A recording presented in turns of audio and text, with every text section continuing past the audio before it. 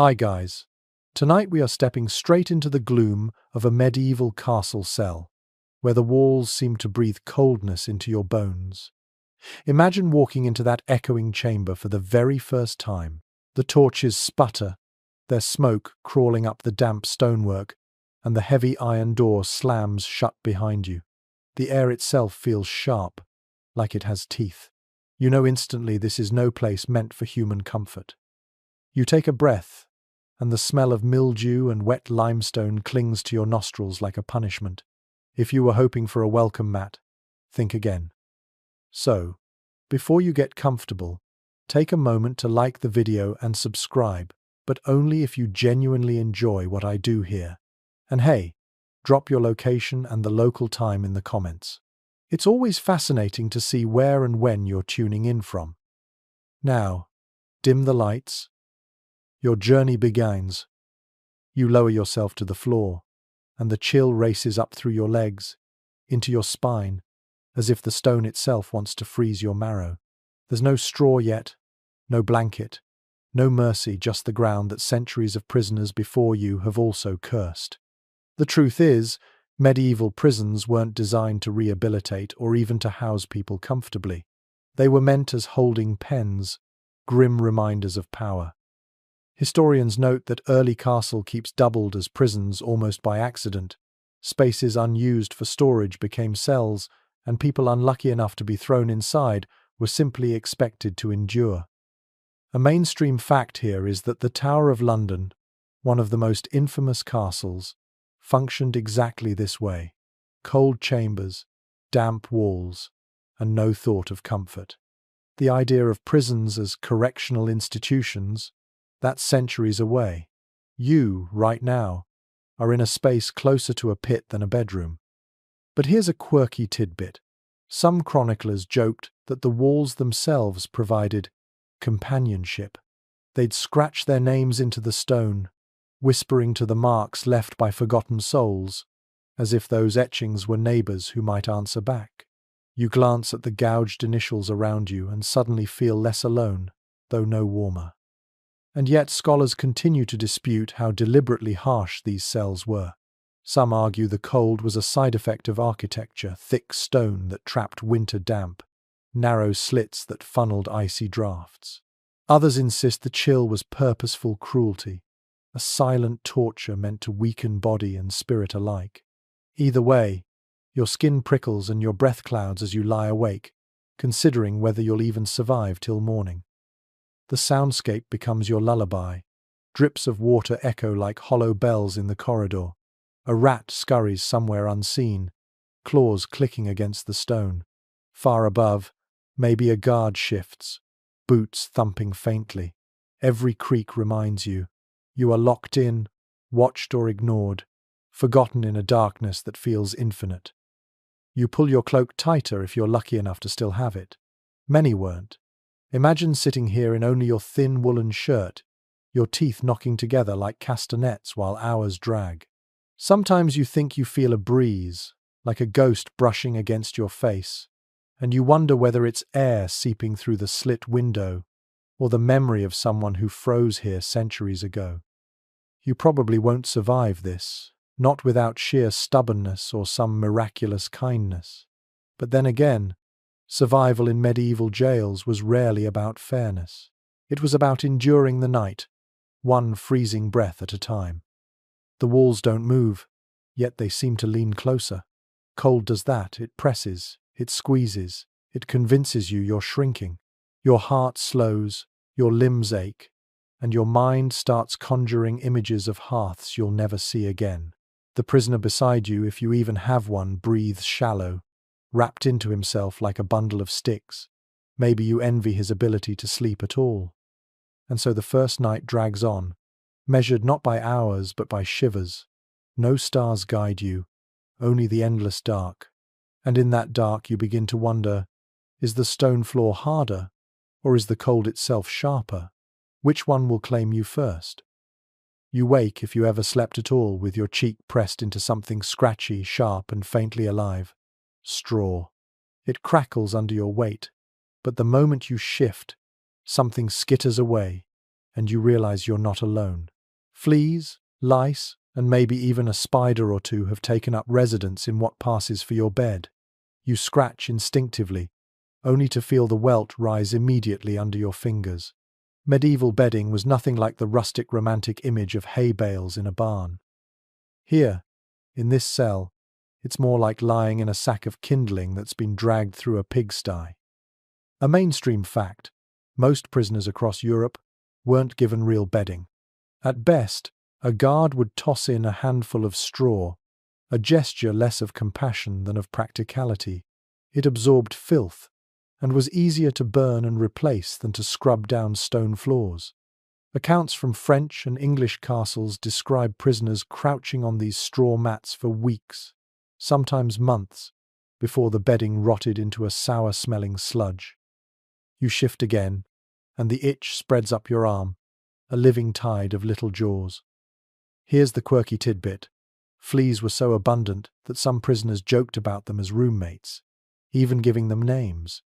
One 14th century satire describes a Sir Itch and a Dame Bite who kept more consistent company than the jailer.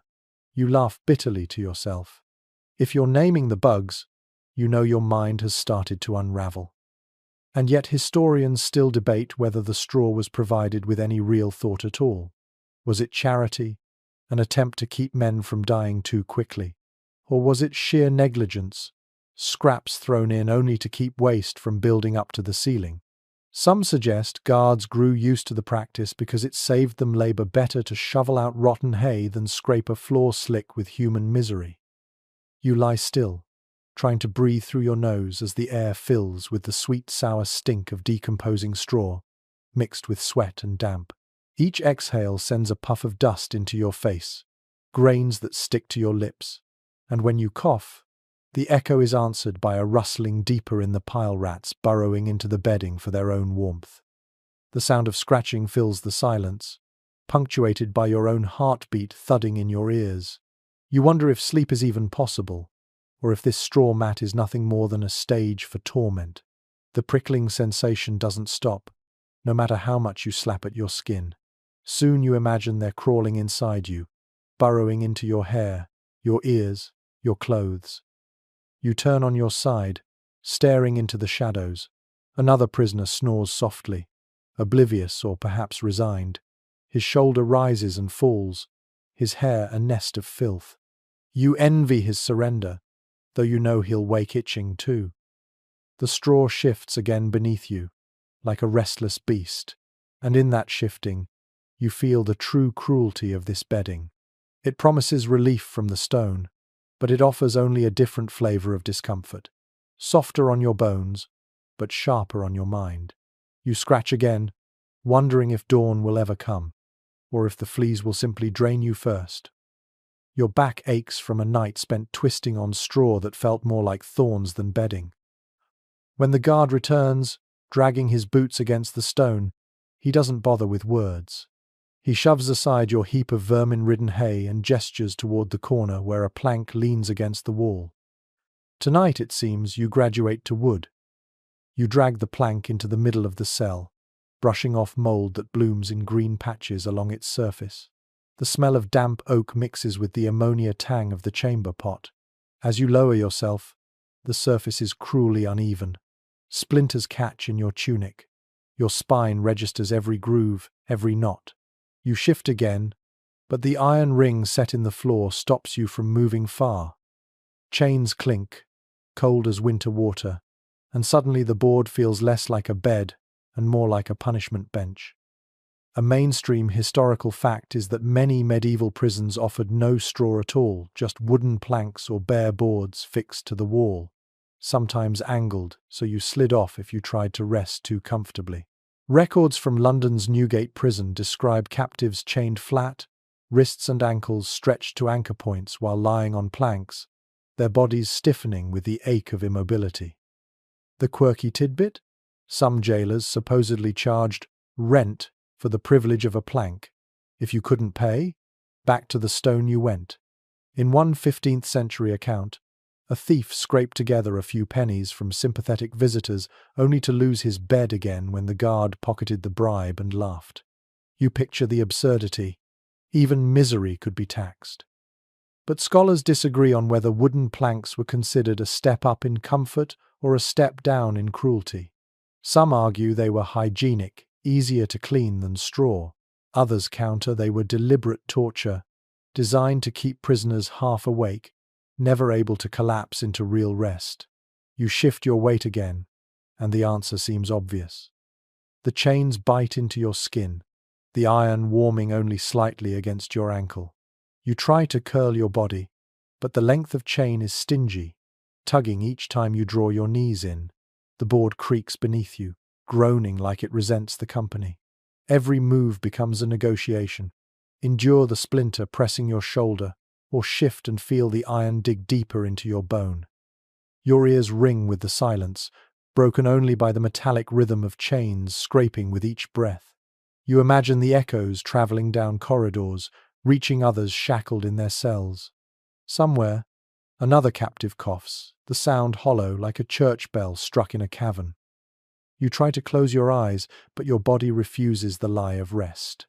The plank is a parody of a bed, a mockery that promises relief and delivers pain. And you know that in this place, sleep itself is a luxury, rationed out like bread or air. You run your tongue along your teeth, feeling grit from the day clinging to your gums. The chains tug again, and the thought strikes you. You are pinned not just to this board, but to the cold logic of imprisonment itself. Here, even your dreams must kneel before the iron. The first thing you notice when darkness settles again is that the chill feels even heavier tonight. It presses down like an extra blanket, only this blanket is made of ice. You curl into yourself, but the plank beneath you offers no kindness. You try rolling toward the wall, hoping the stone will at least block the draft seeping through the arrow slit high above. Instead, the wall feels like a frozen tombstone, leaching away what little warmth your body has stored. Then you hear it, the faint rustle of movement from the other side of the cell. A cough, low and cracked, a body shifting in straw. You aren't alone, and for the first time that fact doesn't scare you. It stirs a small ember of hope. When the night grows cruelest, humans do what livestock have always done, they huddle. You inch closer. The man beside you is gaunt, his face shadowed by the torchlight that seeps in through a half-open door. He doesn't speak, but when you lie shoulder to shoulder with him, neither does he move away. The heat of another body radiates faintly through ragged wool, a reminder that you aren't entirely abandoned to the cold. A mainstream historical fact here. Accounts from prison registers across Europe note that captives often shared sleeping space, not for friendship, but for survival. In Paris, clerks listed entire families jailed together, all pressed into one cell.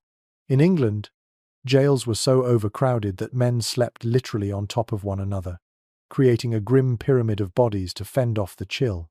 Whether you liked your fellow inmate or not mattered little. His warmth was a resource as valuable as food. And here comes the quirky tidbit. In certain monasteries turned into makeshift prisons, guards mockingly referred to prisoners as the pigs, not only because they lived in filth, but because they huddled in heaps like penned swine on winter nights. Some even claimed that the smell of sweat and breath steaming in those dark chambers was indistinguishable from a barnyard. You almost laugh at the comparison until you catch the sour tang of your neighbor's breath mixing with your own and realize how accurate the insult might be. Still, historians argue about whether such communal sleeping was tolerated or even encouraged by wardens. Some evidence suggests jailers deliberately crammed captives together, reasoning that the group's collective heat would keep them alive longer, thus preserving their ransom value or court appearance. Others think it was nothing more than negligence. When cells overflowed, there was no choice but to pile men like firewood and leave them to figure out how to endure. The truth probably lay somewhere in between practicality disguised as cruelty. Your companion shivers, and the sound rattles through your bones like a drumbeat. You mimic his curled posture, tucking knees tight against chest, arms folded in. Slowly, almost imperceptibly, you feel the frost lift a little. Breath mingles, the space between you filled with damp warmth. The smell isn't pleasant sweat, old straw, and unwashed cloth, but you accept it gladly, like a traveller accepts muddy water after days in the desert. Time stretches. Your ear presses against his shoulder blade, and you hear his heart, slow but steady. You realize that in this moment, this stranger's pulse is as comforting as a lullaby. You imagine how many others, across centuries of castles and dungeons, leaned close to someone they might have hated in daylight, simply because survival demanded it. And you can't help but wonder how many unlikely alliances were born this way, forged in the furnace of freezing nights. Your mind drifts. You picture a knight and a beggar lying back to back, rank erased by necessity. You imagine a noblewoman, captured during a siege, pressed against the peasant woman who once begged outside her manor gates. The cold equalized everyone here. Chains and frost didn't care about titles. But the night is long, and even shared warmth is fragile. At some point, your companion twitches awake, muttering in his sleep, and rolls away. The distance is immediate. Cold air rushes in like an enemy taking ground. You hesitate. Should you close the gap again? The pride in you whispers, no, but the ache in your bones insists, yes. And so, sheepishly, you shuffle closer, reclaiming what little heat you can. The silence between you holds the weight of an unspoken bargain. We do not speak of this, but we need it all the same. Another sound cuts through, a faint whimper from beyond the bars. You lift your head and notice a second pair of figures curled in the opposite corner. Two boys no older than 14. Their thin frames press so tightly together that you can't distinguish where one ends and the other begins. It strikes you then that this method of survival wasn't limited to hardened criminals or adult prisoners. Even children learned quickly that proximity was the only real blanket offered. You close your eyes again. The cell has become a chorus of breaths, slow, uneven, human. The icy drafts still creep in, but the collective body heat forms a fragile bubble against the worst of it. You know the fleas are still biting, the straw still damp, the chain still heavy, but in this temporary closeness, the misery feels fractionally less. And perhaps that's the cruelest part. Tomorrow, the guard may separate you. Tomorrow, this man whose warmth now seeps into your flesh could be dragged to the gallows. Tomorrow you could wake and find the straw cold, the shoulder beside you gone stiff in death. Nothing here is permanent, not even companionship. But for now, for tonight, you let yourself rest in the fragile comfort of another living body. You drift into half sleep, disturbed only by the occasional groan of timbers overhead and the splash of water dripping from the ceiling. Somewhere in the distance, a bell tolls. Perhaps it marks midnight, or perhaps it marks a death. You can't tell. You pull closer still, nestling into warmth that isn't yours but feels like salvation. The morning will bring hunger, more cold, and another round of suffering. But in this one rare, quiet moment, you find that survival isn't always about strength or willpower. Sometimes, it's just about reaching across the dark, pressing close, and pretending, if only for a few hours, that warmth means safety. The air in this part of the castle feels different. Damp still clings to your skin, but there is something else, an echo, a rhythm. You catch it when you quiet your breathing. The low drone of voices somewhere above you. They aren't prisoners muttering in the dark, but monks, their chants rolling down the stone stairwell in syllables you don't understand. The sound wavers between comforting and eerie, as if the prayers themselves hover between heaven and hell. The cell you occupy tonight isn't in the main fortress but in a converted religious building. After all, monasteries were sturdy structures, already equipped with thick walls and lockable rooms. When kings or lords needed extra space for captives, it was easy to transform cloisters into prisons. You lean against the wall and feel the faint vibration of chant, as if the stone itself is humming along. Accounts from the period make clear that many religious houses doubled as jails, both formally and informally. Papal records describe monks tasked with keeping heretics under guard. their cells echoing not only with prayers but with the coughs of the condemned.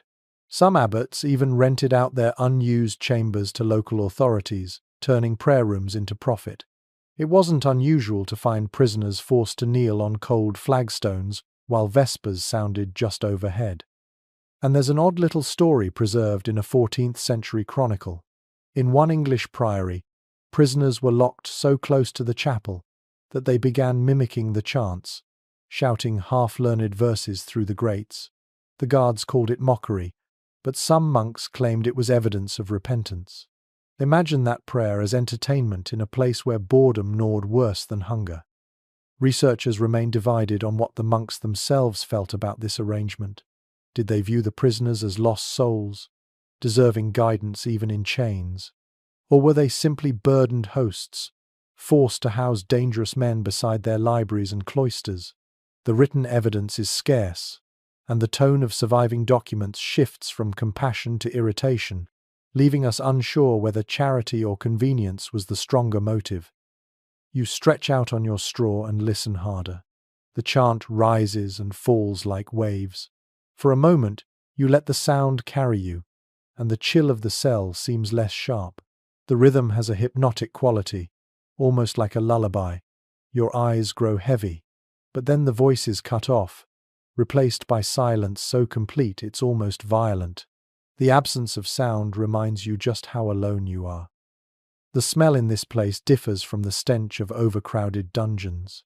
Here, the air is tinged with beeswax from the candles above, and occasionally the drifting smoke of incense seeps into the cracks. It mixes strangely with the odors of straw, mildew, and unwashed bodies. You inhale and exhale, torn between gratitude for the distraction and nausea at the clash of scents. Your fellow inmates whisper sometimes, their voices low enough that you only catch fragments. Complaints, prayers, names of families they may never see again. You find yourself whispering too not to them, but to the stone, as if the wall might answer. Maybe that's what countless others did before you. You rub your hand across the surface and feel the shallow carvings left by desperate fingers. Crosses, initials, crude faces, all silent testimonies scratched into limestone, echoing the chants you just heard. Time crawls. A bell rings above, its tone muffled through the layers of stone. Midnight vigils, perhaps. The monks rise for their prayers, and you lie shivering, wondering if they spare even a thought for the captives beneath them. Do they imagine your sleepless body while they kneel on cushioned benches? Or are you forgotten, buried alive beneath holy song? The draught sharpens. You pull your rags tighter, but the cold insists, worming through every seam. Beside you, another prisoner mutters Latin words, not in prayer but in parody. His voice drips with bitterness, mimicking the monk's chant. A guard pounds on the door, silencing him. The echo lingers, though like a shadow you can't shake. The debate over whether such religious settings were kinder or crueler than castle dungeons continues among modern historians. Some argue the proximity to prayer gave captives a thin strand of spiritual comfort, even if their bodies froze. Others insist it heightened the cruelty hearing salvation sung above you while you sat chained in darkness. Both interpretations ring true in your ears as the night lengthens. Sleep comes in fragments. You drift off to the cadence of monks repeating Kyrie eleison, only to wake when the chant ceases and the silence feels unbearable. Dreams blend with reality. Stone cloisters turn into icy cells. Golden altars blur into dripping walls. You wake each time more exhausted than before, unsure if you slept at all. Somewhere in that half-dream, you remember stories of heretics burned at the stake just steps from monasteries that once housed them. You picture yourself dragged from this cell at dawn, hearing hymns above while ropes tie your hands. The thought doesn't scare you as much as it should. It almost feels like the natural conclusion to the song you've been forced to endure. The candlelight from the chapel flickers faintly through a gap in the masonry, thin as a blade. You stare at it until your eyes ache, tracing its movement as if it could cut through your suffering. The flame trembles, and so does your resolve.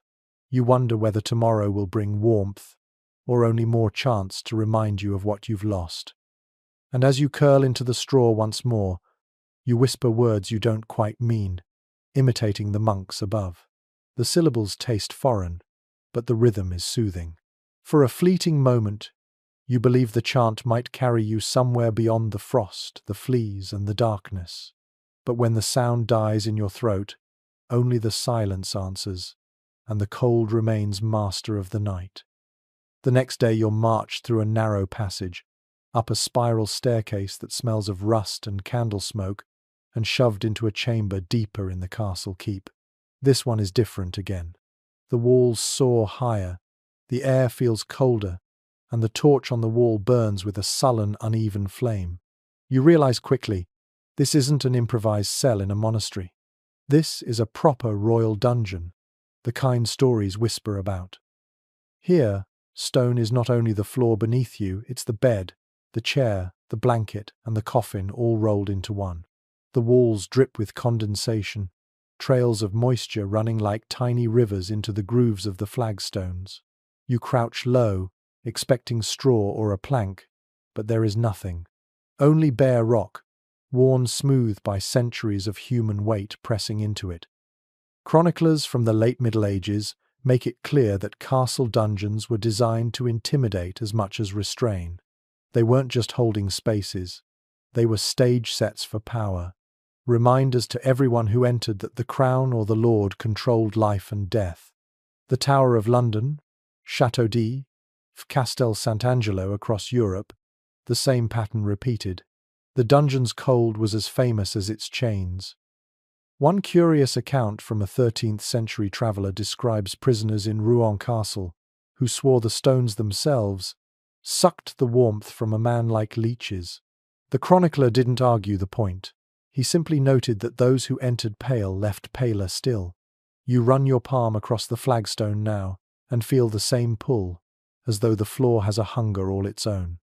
Experts remain divided on whether these rooms were meant to be quite so unbearable. Some architectural historians argue that the depth of the keep and the narrowness of the windows were practical. Fortification first, comfort irrelevant.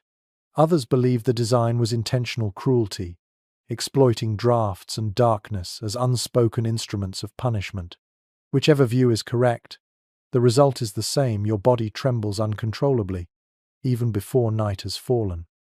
As darkness gathers, you notice how the acoustics of a royal dungeon differ from smaller cells. Every movement echoes grotesquely. When you shift, your chains jangle, and the sound ricochets off the vaulted ceiling like mockery. Even your breathing feels too loud, as though the room itself is tattling on you. You imagine guards above, listening to your every rustle. The smell here is sharper too. Without straw to absorb filth, waste and sweat soak directly into the stone, producing a sour, mineral stench that burns your nostrils. You think of the incense drifting through monastery walls and realize how cruel the contrast island. In a place like this, no fragrance but rot survives. You lie flat, pressing your shoulder blades into the rock. The sensation is shocking. It's neither soft nor sharp, it's simply relentless. A pressure that doesn't change no matter how you shift. Hours pass, and your flesh feels bruised, your bones aching as though the stone is shaping itself into you. You roll to your side, but the chains tug tight. Your ankle throbs. Above, faintly, you hear the life of the castle. Boots crossing wooden floors, a dog barking, the creak of a portcullis. All of it drifts down like memories from a world you no longer belong to. You wonder if royalty in their chambers have any thought of the people freezing below. Probably not. For them, the dungeon is useful precisely because it is invisible. You close your eyes and try to imagine firelight. You picture a hearth, embers glowing orange, the crackle of wood, but the dungeon insists on itself. The darkness here is complete, swallowing even the torchlight until it feels like you're floating in a void. You shiver again, realizing that in this place, imagination is the only warmth allowed. And then, in a moment of grim humor, you think of the phrase some guards were said to use, the king's embrace. That's what they called the cold stone floor, because once you lay upon it, it held you tighter than any lover and let you go just as reluctantly. You chuckle under your breath, a sound that bounces back at you from the walls, sounding like another prisoner laughing in the dark. For a moment, you don't feel quite so alone. Your hunger gnaws, but the cold gnaws harder. You curl in on yourself, breath puffing visibly into the air, and tell your body to endure. One more night, you whisper. One more hour. You count heartbeats to trick yourself into thinking time moves faster. Yet the dungeon has its own clock, drips of water falling from the ceiling at maddeningly irregular intervals. Plop. Silence. Plop. Silence.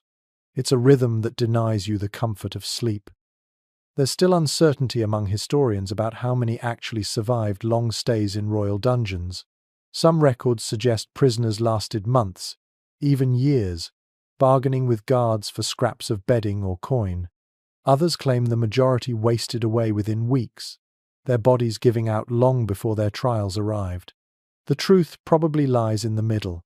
Survival depended less on strength than on luck, bribery, or noble birth. As the night deepens, your thoughts drift to the world above. Banquets glittering in great halls, music echoing off banners, meat sizzling on spits. You almost taste the fat, smell the roasted herbs, hear the laughter of courtiers, and then you open your eyes again, greeted only by darkness, stone, and the rasp of your own shivering breath. The contrast cuts sharper than any blade. You wrap your arms around yourself and realize this dungeon is not just a prison of stone, it is a prison of sensation, designed to strip away every comfort you've ever known. Here, even the idea of warmth feels like a memory fading into dust. And as you drift toward a fitful, shallow sleep, the stone presses its claim a little deeper, molding you into one more nameless shape in its long history of captives. The iron has a voice of its own. Every time you move, it answers with a clink, a scrape, or a dull thud against stone.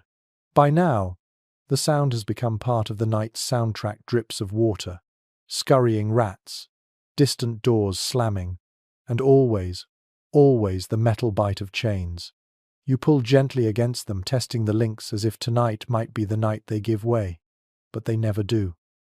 They cut into your ankles with cold precision, a reminder that the only warmth you'll know in this cell comes from friction, not mercy. Written accounts from jails in England, France, and the Holy Roman Empire describe iron shackles in meticulous detail. Prisoners were sometimes bound at the wrists, sometimes at the ankles, sometimes both. The weight varied. Some were fixed to the wall with short links that forced crouching. Others dragged heavy lengths of chain that scraped the floor wherever they moved. These restraints weren't only about preventing escape. They were punishments in themselves, reducing circulation, stiffening joints, and chilling the body as metal turned icy in the damp. An especially peculiar anecdote survives in the register of the Bishop of Ely's prison.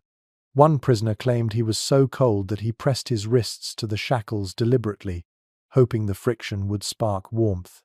Of course, the metal only burned colder. You imagine his desperation and almost understand it. Even pain feels like heat compared to the numb ache of this dungeon. Specialists can't quite agree whether chains were applied universally or selectively. Some suggest that every prisoner was shackled as a matter of course. Others argue it depended on rank, and offence nobles might be spared irons, while thieves and debtors bore them constantly. The evidence is patchy, leaving you caught in a debate that scholars still haven't resolved. But tonight, you know only one truth. The shackles are mercilessly real. You stretch your legs, and the chain tugs taut. The iron ring in the floor grinds slightly, a squeal that echoes in the darkness. You try to adjust position, curling your knees up, but the links allow only so much movement. Soon your thighs burn with the effort of finding a posture that doesn't exist. The cold of the iron sinks deeper into your skin until it feels fused with you. You scratch at the raw spots, but there's no relief, only the sense that you're tearing open wounds that will never heal in this place. The sound of your own rattling makes you flinch. It feels as though each clang announces your weakness, sending messages up through the walls to guards you'll never see. You press your chains against the floor, trying to quiet them, but they still vibrate like a bell struck by invisible hands. The smell in this part of the cell is different again.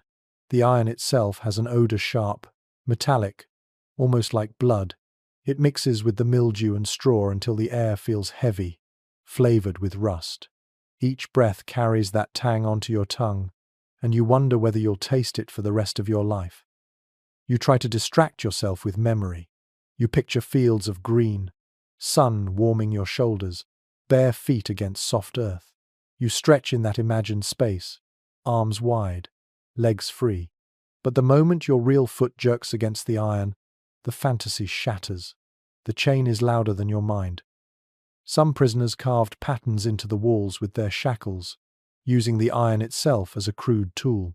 Circles, scratches, crude words. Archaeologists have found such marks still etched into dungeons centuries later. You run your chain against the wall, testing it. The scrape is satisfying, almost rebellious. But the echo reminds you how futile the gesture island you are etching your existence into rock. Yes, but who will ever see it? The hours drag. Sleep comes only in fragments, each one broken by the pressure of metal against bone. Sometimes you jerk awake because your leg has gone numb, the blood cut off by the band of iron. You shake it out, hear the rattle again, and realize how fully your nights now belong to the chain. Experts haven't reached a consensus on whether shackles shortened lifespans dramatically or simply made them more miserable. Some argue frostbite, infection, and immobility claimed thousands. Others suggest many endured months, even years, with the irons becoming grotesquely familiar. Whatever the statistics, you know the sensation of your own body deteriorating, joints stiffening, circulation failing.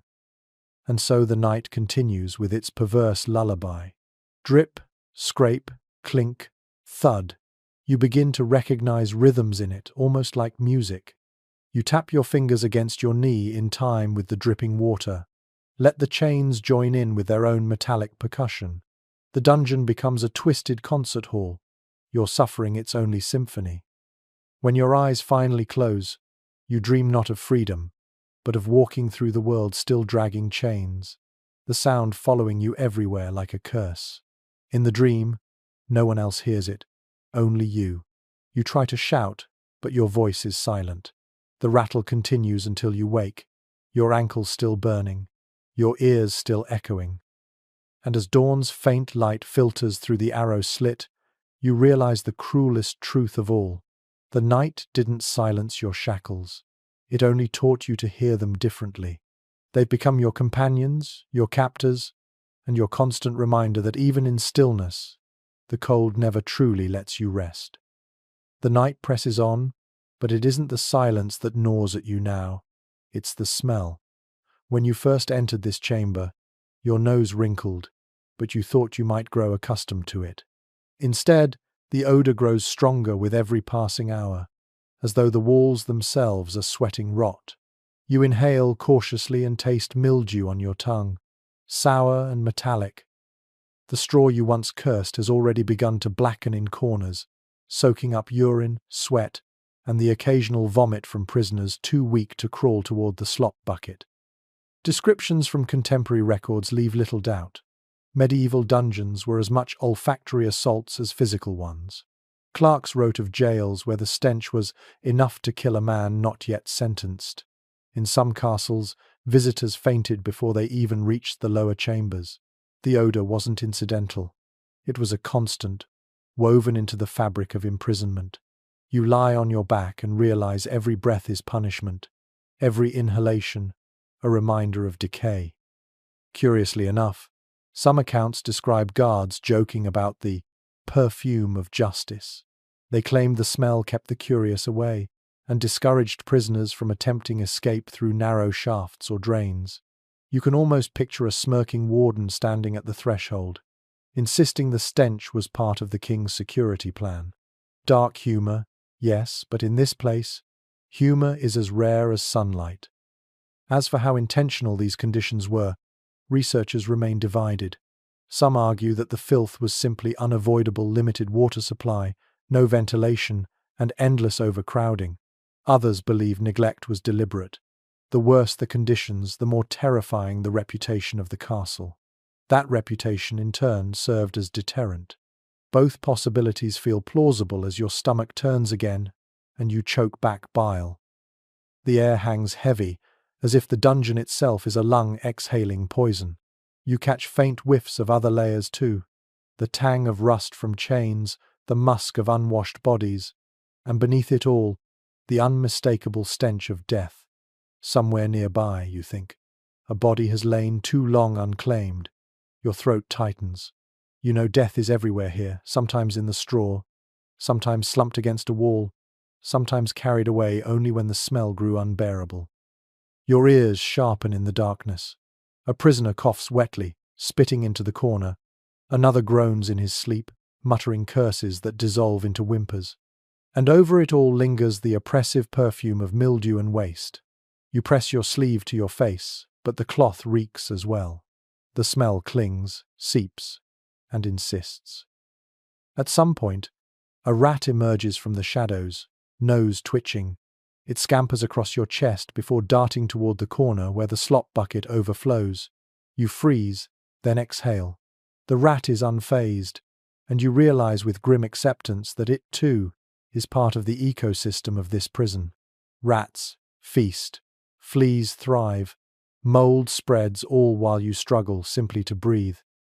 Accounts from later centuries suggest some jails burned herbs or scattered lime to combat the odor. But in your present cell, no such comforts exist. The stench is unfiltered, raw, an intimate acquaintance. You begin to wonder if your sense of smell will ever recover, or if every meal you eat, if you ever eat freely again, will taste faintly of rot. There's still disagreement among historians about how much the smell affected survival. Some argue it was demoralizing, breaking spirits more effectively than whips. Others note the spread of disease, suggesting foul air hastened death by pneumonia, fever, or plague. In either case, the conclusion is the same. Prisoners didn't only sleep in cold, they slept in filth that invaded their lungs with every sigh. You roll to your side, trying to escape the draught that carries the odor strongest. But the smell follows, as though it clings to your hair and clothes. You bury your face in your arm, wishing for the faint sweetness of a candle, the freshness of grass, even the acrid smoke of a fire. Anything but this. Time distorts in such an atmosphere. Minutes feel like hours, hours like days. You imagine fresh air as vividly as food. Picture yourself standing in an open field, the breeze carrying scents of hay and rain. You breathe deeply in that fantasy, but the dungeon jerks you back with another lungful of rot. In desperation, you begin to hum quietly, as though a tune might disguise the smell. The vibration distracts your mind for a moment. The man beside you groans, annoyed by the sound. You stop, and the silence returns, heavy as the air itself. Eventually, exhaustion dulls even your senses. Your body resigns itself, no longer flinching with every breath. Instead, the odor becomes background, always there, like a second heartbeat. Perhaps this is how survival works in these chambers, not by resisting misery, but by folding it into yourself until it becomes part of you. Yet as you finally drift into a shallow, uneasy slumber, one thought claws at the back of your mind. What if you carry this stink forever? What if, even in freedom, the ghost of mildew, waste, and rot lingers on your skin? The dungeon teaches you that smells, like chains, can outlast the night. The scratching wakes you before dawn. At first you think it's the chains shifting or another prisoner stirring in his sleep. But then you catch the rhythm. Tiny claws, sharp and relentless, moving across straw and stone. Your eyes adjust to the gloom, and you see it a rat, bold as a tax collector, nosing around the corner of your bedding. Its whiskers twitch, its eyes gleam faintly in the torchlight filtering from the corridor. You freeze, though you know it isn't fear that stops you. It's fatigue. You simply don't have the strength to chase it away. Surviving records tell us that rodents were constant companions in medieval jails. Rats thrived in the same conditions that destroyed humans: filth, dampness, and abundant scraps of rotting food. Prisoners often complained that the animals didn't just share their space. They claimed their meals, gnawed their clothes, and sometimes nipped at fingers and toes in the night. To live in a cell was to live in a colony, half human, half rodent. And yet one strange story from a German chronicle tells of a prisoner who befriended the rats, feeding them crumbs, so they would leave him unbitten while he slept. Supposedly, the creatures learned to gather around him in silence, a living fur blanket against the cold. Whether true or not, the tale suggests something profound. Even vermin could become allies when loneliness and frost pressed too hard. You watch your rat circle closer to the straw and wonder, absurdly, if he might curl up beside you tonight. As for how authorities regarded this infestation, experts are divided. Some argue that guards saw rats as part of the punishment: let the beasts gnaw, it saved on whips. Others insist the animals were simply unavoidable, too numerous and too hardy to keep out of any structure. Archaeological digs at castle sites reveal gnawed bones and droppings even in storerooms, proving how stubbornly they coexisted with people. Whichever interpretation you prefer, the effect is the same. You are never alone, even when you desperately wish to be. The rat darts forward suddenly, sniffing at your ankle. You jerk, the chain rattles, and the creature vanishes into the shadows with a squeal. But the sound echoes, and more eyes blink open in the dark corners of the cell. You realize there isn't just one. There are dozens, maybe more, all biding their time. Their movements weave through the silence until the dungeon feels alive with a secret society. The smell joins in, of course. Rats carry their own musk, pungent and earthy. Mixed with the rot already saturating the cell, it creates a cocktail of odors that makes your stomach tighten. You gag quietly, not wanting to draw attention, but the effort only makes your head spin.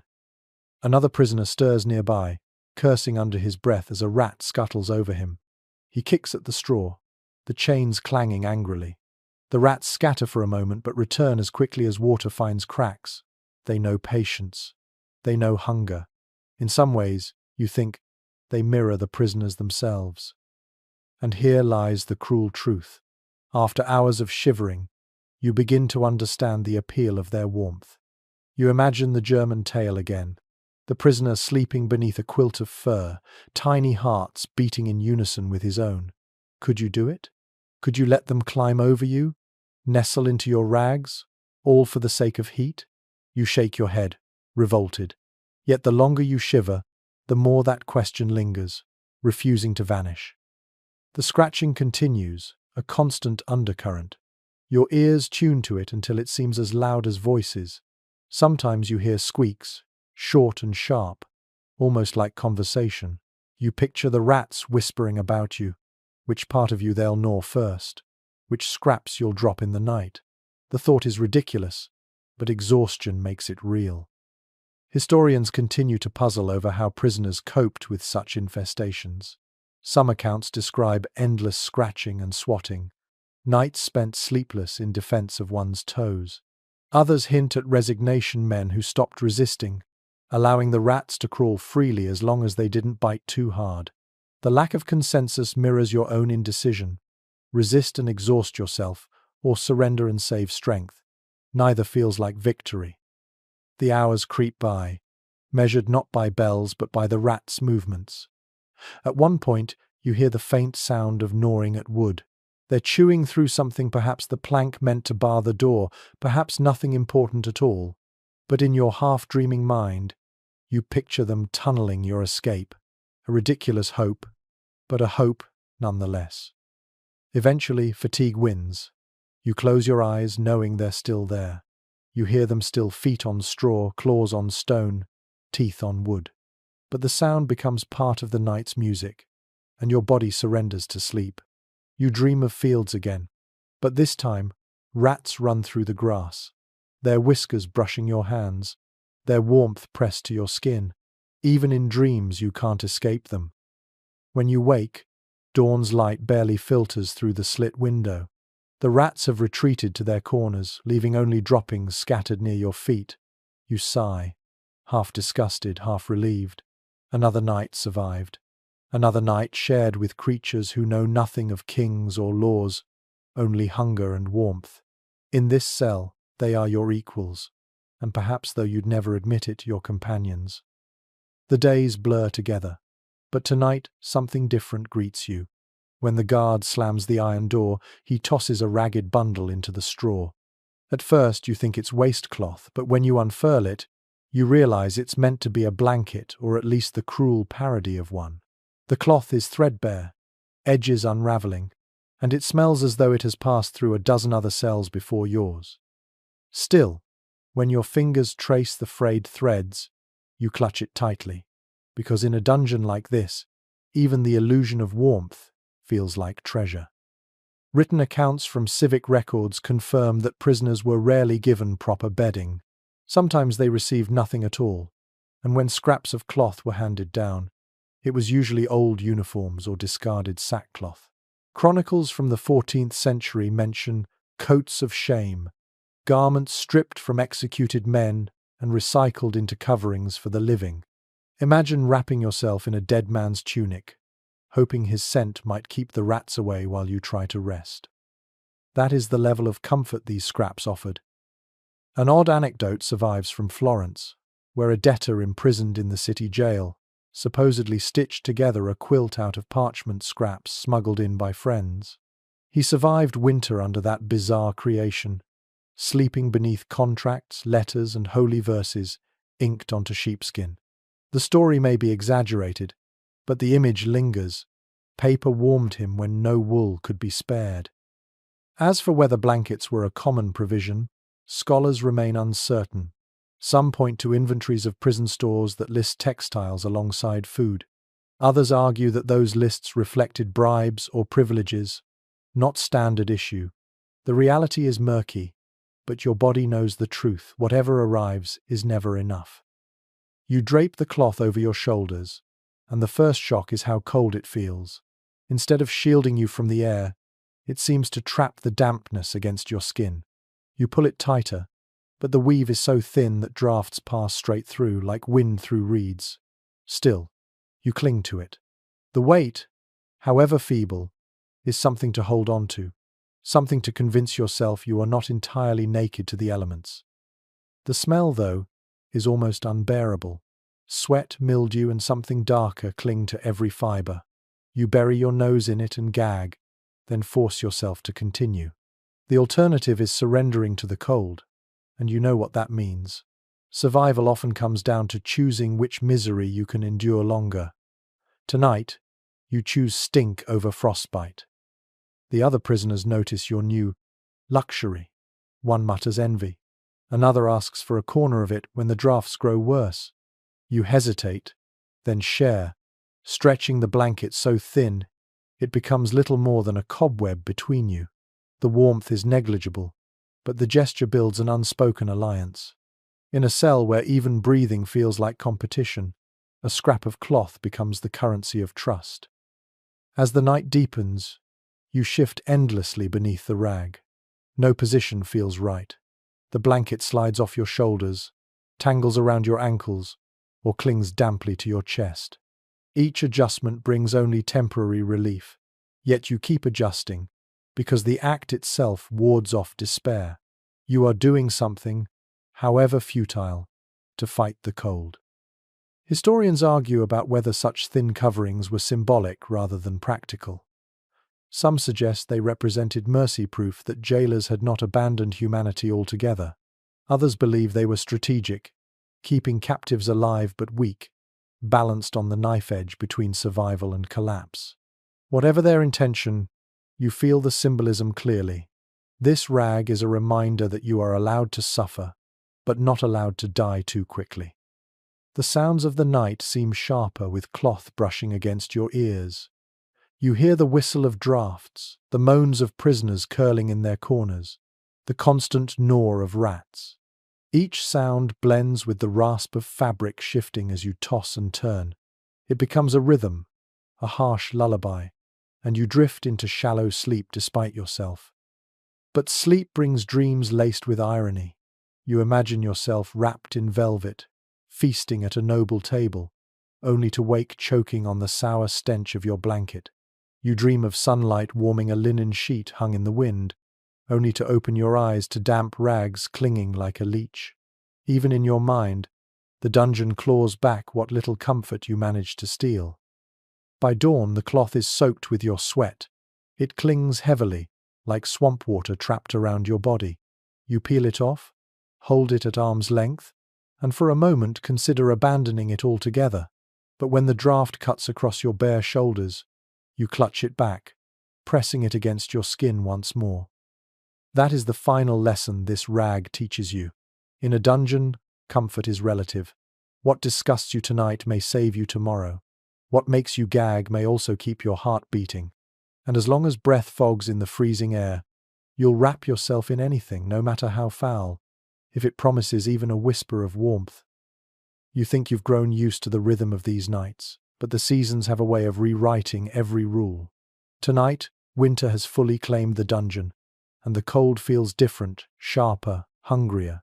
It doesn't just creep into your bones, it pierces them, as if each gust carries knives. You curl beneath your ragged scrap of blanket, press your knees tight against your chest, and still your teeth chatter so hard you fear they'll crack. Chroniclers left plenty of testimony about how the seasons transformed prison life. In summer, cells became suffocating ovens, the heat trapped by stone, the air thick with disease. In winter, they became iceboxes where breath hung visibly in the air, forming clouds that never dissipated. Some accounts even claim that in particularly brutal winters, prisoners woke to frost clinging to their eyebrows and beards, as though the night had painted them into statues. You run your fingers along your own face, half expecting to feel crystals forming there. One particularly strange note appears in a 15th century London jail record. Guards joked that the frost does the whipping for us. The implication was cruelly simple. Why bother punishing captives when the weather itself could do the job? You laugh bitterly at the thought, your breath curling like smoke in front of your face. And yet scholars remain divided over whether medieval builders understood how brutal these seasonal shifts would be. Some suggest that castles were so focused on defense, thick walls, arrow slits, deep vaults, that comfort was never considered. Others argue that the misery of changing temperatures was embraced as part of the punishment, an invisible lash dealt by climate itself. Perhaps both are true, and you, lying here with frozen toes, are the proof. You shift again, but the straw beneath you has stiffened with frost. Each stalk crunches as though it were glass, biting into your skin. You long for warmth, but every surface, stone, straw, iron, has turned into an accomplice of the cold. Even your own body betrays you, trembling violently, using energy you cannot replace. Hunger makes it worse. With no fuel, shivers fade into weakness, and weakness fades into a stillness more dangerous than sleep. The sounds around you tell their own story of the season. Prisoners cough more often now, hacking up phlegm that freezes almost as soon as it hits the ground. Someone wheezes, each breath a struggle. The rats, too, seem bolder, perhaps desperate for scraps in this harsher climate. You hear them gnawing at wood with renewed fervour, their squeaks sharper, more frantic. You think of summer and almost laugh. Then, the cell suffocated with stench, every prisoner slick with sweat, every breath heavy with flies. You remember complaints in chronicles about cells so hot they doubled as ovens, and captives so desperate they licked condensation from the walls for relief. The contrast is staggering. This place swings from fire to ice, neither survivable for long. One night in August, people would have traded everything for a breath of cool air. Now, in December, you'd give anything for the sting of summer heat. That is the cruel symmetry of the dungeon. You always long for what is gone, never blessed with balance. Some historians propose that prisoners developed their own rituals to cope with these extremes, sleeping in shifts so that body heat rotated, or gathering into tight groups like soldiers around a campfire. There are hints in letters smuggled from debtors' prisons of men pressing back to back, not out of friendship but survival. The practice may have saved lives, but it also blurred lines of dignity. Imagine clutching a stranger close, not because you wished to, but because death by frostbite felt closer than shame. The man beside you stirs and inches toward your side. At first you tense, but then you feel his shoulder against yours, radiating faint warmth. You don't resist. Neither of you speaks, but the gesture says what words cannot. We're both trying to outlast the cold, and pride has no place here. Hours stretch. At some point, your body stops shivering. This frightens you more than the trembling did, because you've heard tales of men who froze to death precisely when they thought the cold was finally easing. A deceptive comfort, a soft descent into stillness. You slap your arms, rub your thighs, do anything to keep circulation alive. Even pain feels like victory against numbness. Opinions differ among modern researchers about how common death by exposure really was inside castles. Some argue that hunger and disease killed more captives than climate ever did. Others point to mass graves near old jails, suggesting winters wiped out entire cells in single weeks. The truth, as always, is uncertain. But in the icy silence of this night, statistics don't matter. Your survival narrows down to the next breath, the next shiver, the next stubborn decision not to give up. At last, a faint change in light creeps through the arrow slit. Dawn is coming, pale and grey, but still a promise. The frost on the walls glitters faintly. You push yourself upright, every joint protesting, and realize you have survived another night of winter's rain. And yet deep down, you know this survival is provisional. The cold will return tonight, and the night after, and every night until spring. And even then, relief will only mean the suffocating heat of summer. You are trapped in a place where seasons are not blessings but new forms of punishment. Each change of weather rewrites your misery in fresh ink. You curl back into the straw, breath still fogging in the air, and whisper to yourself, "Endure." The word echoes against the stone, a fragile mantra, almost a prayer. Endure, because in this dungeon, endurance is the only weapon left to you. The guards shove you into a new chamber, and at first you're too dazed to notice the difference. The door slams, chains scrape, and then your eyes adjust. This isn't the dripping pit of the dungeon or the makeshift cell in a cloister. The walls here are smooth, whitewashed, and decorated with faded tapestries. A fireplace yawns in the corner, its embers still faintly glowing. For a moment, you wonder if you've been released. But no, the iron bars still gleam at the door. You haven't escaped prison. You've stumbled into another world, the prison of the wealthy. Records from the medieval period make it clear that captivity was not experienced equally. Wealthy prisoners of war, noble hostages, or politically significant captives often slept in relative comfort. Feathers, cushions, even servants sometimes attended them. They were valuable. After all, ransom demanded that they survive. Chroniclers in France wrote of knights captured in battle who spent their imprisonment in furnished chambers, their only humiliation the loss of freedom, not warmth. And there's an almost comical detail from a Burgundian court account. A captured noble complained not of chains or straw, but of the inferior wine served with his supper. His grievance was recorded seriously, as if bad vintages were a legitimate form of suffering. You laugh under your breath, half from bitterness, half from the absurdity of comparing that man's complaint to the filth you've endured. Experts still debate how widespread such luxury captivity truly was. Some argue that noble prisoners were the exception, their treatment highlighted in records precisely because it was unusual. Others believe it was standard practice among the elite, a reflection of a society where rank determined even the texture of your prison bed. The truth lies somewhere in the shadows, but the evidence of feather beds, roaring hearths, and books provided to captives remains too numerous to dismiss. You sit gingerly on the bed provided here, a real bed, stuffed with feathers. The mattress sighs beneath your weight, soft in ways your body has nearly forgotten. For an instant, relief washes through you.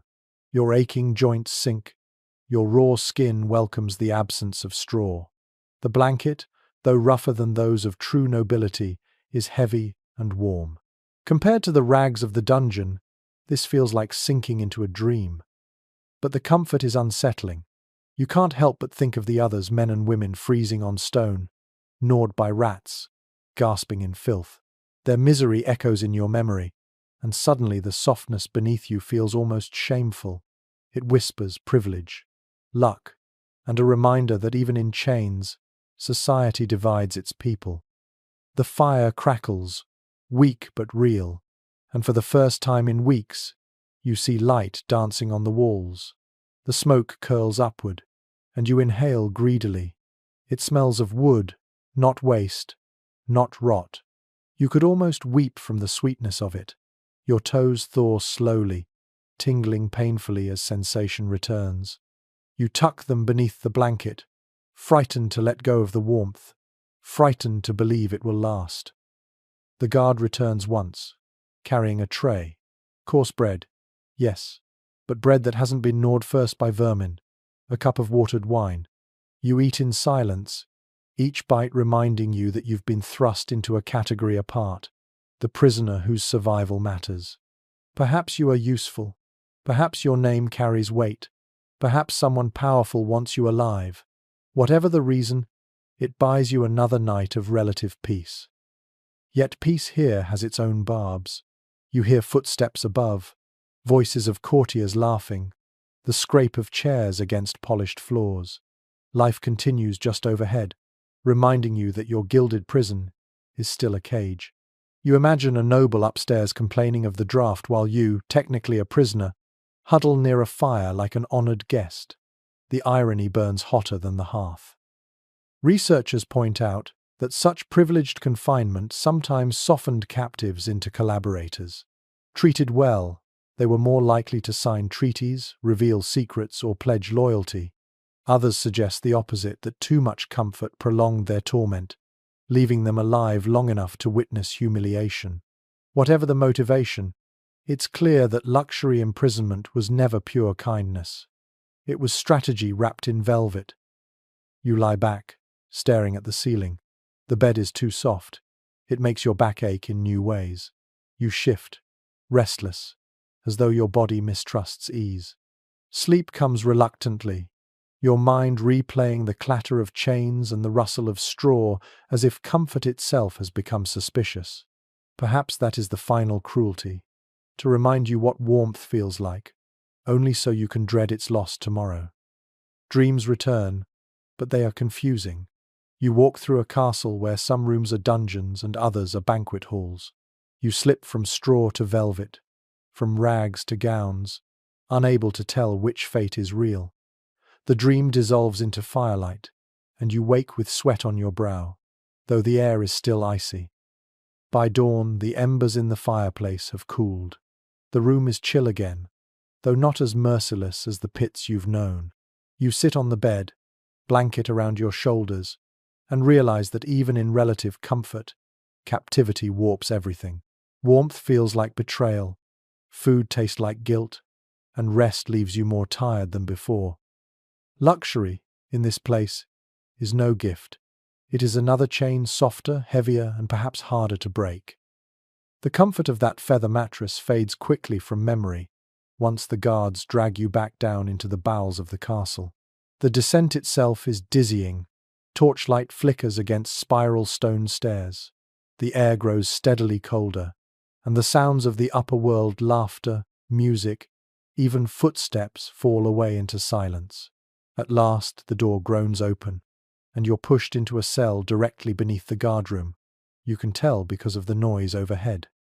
Every creak of timber, every shift of boots, every lazy scrape of dice on a table filters down through the cracks. The floor above becomes a constant ceiling of sound, reminding you that life goes on for your captors even as you shiver below. You lie on your straw, staring upward, listening as men laugh at jokes you can't hear, as mugs clink, as chairs scrape across planks. The weight of their warmth presses down on you, audible but untouchable. Documentation from medieval prisons confirms that many cells were positioned directly under guardrooms. The arrangement was practical: easy supervision, quick access in case of escape, and the added cruelty of letting prisoners hear the world of freedom just out of reach. In the Tower of London, for instance, cells under the Beauchamp Tower echoed constantly with guards' chatter, the thud of weapons being sharpened, and the roll of dice. The architecture itself ensured prisoners lived in a permanent state of audible envy. A curious tale from a French castle describes a man who claimed he could tell time by the noises of the guardroom. He knew dawn when chairs scraped back for the morning shift, knew noon when mugs clattered with ale, and knew midnight when dice rattled one last time before silence fell. In the absence of sunlight, the rhythm of jailers became his calendar. You imagine yourself developing the same skill, ears turned upward like a monk, following the bells of an unseen monastery. As for whether this was deliberate cruelty or mere convenience, scholars are still split. Some argue it was designed. What better reminder of power than forcing captives to hear guards laugh while they froze? Others believe it was simply logistical, the layout of castles leaving little choice. Either way, the result remains the same. Your nights are haunted not by silence, but by the reminder that warmth and ease exist directly overhead, and not for you. The smell here is different again. Instead of pure mildew, the air carries the scent of smoke drifting down from the guardroom fire. It mingles with the stench of your cell, creating a cruel perfume, half comfort, half filth. Your stomach growls when roasted meat wafts through the cracks, and you almost laugh at the absurdity of hunger triggered by smells you'll never taste. You shift on your straw, but the sound of boots stomping above drowns even your own movements. The ceiling seems alive with footsteps, each thud a reminder of the bodies warm with blood and food. You close your eyes, but the noise remains, pressing into your skull like an unwelcome lullaby. Hours stretch, measured by the shifting tones of the guardroom. At one point, voices rise in a bawdy song. The melody filters through stone, muffled but insistent. You find yourself humming along despite yourself, the tune echoing oddly in the darkness of your chamber. For a fleeting moment, you feel part of the living world again, until a boot stomps in rhythm, and laughter follows, reminding you that the singers above would never share their warmth with the shivering below. The psychological weight of such sounds is not lost on modern researchers. Some suggest that hearing life so close but unreachable intensified despair, breaking spirits faster than isolation. Others argue it offered a thread of connection, preventing captives from slipping entirely into madness. The ambiguity persists, much like your own mixed feelings as you lie awake, caught between comfort in the noise and torment in the exclusion it represents. At some point in the night, silence finally falls. No footsteps, no laughter, no clinking mugs. You hold your breath, the absence of sound ringing louder than the noise itself. Then a single creak of timber interrupts, as if someone is still awake above. You strain your ears, wondering if a lone guard listens back, aware of you listening to him. The thought unsettles you. Are you the prisoner, or the entertainment? You curl tighter into your blanket scrap, pressing your ear against the straw to muffle the overhead world. But even through layers of cloth, the sounds reach you. You realize there is no true silence here, only a shifting chorus of reminders. The guardroom never leaves you, not even when the men above are asleep. Their weight creaks in the wood, their fire smoulders, their presence lingers.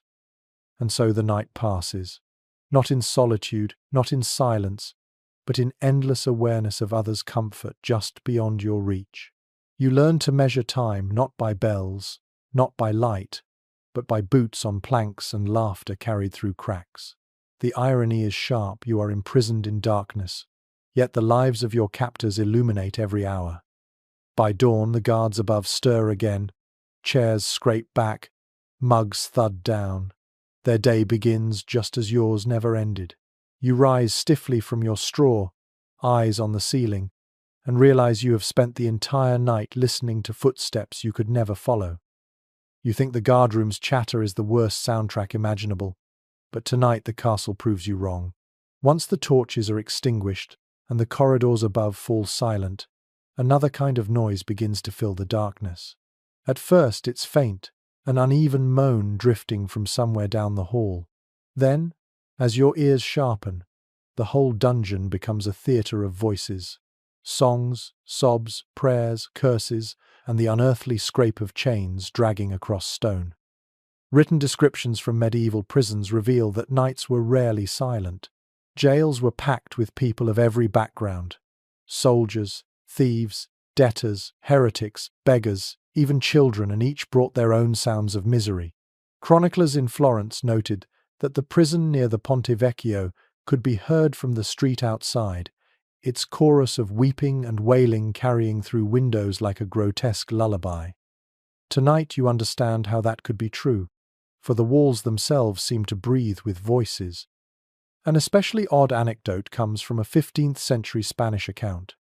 A jailer reported that prisoners once tried to drown out their own despair by singing hymns together.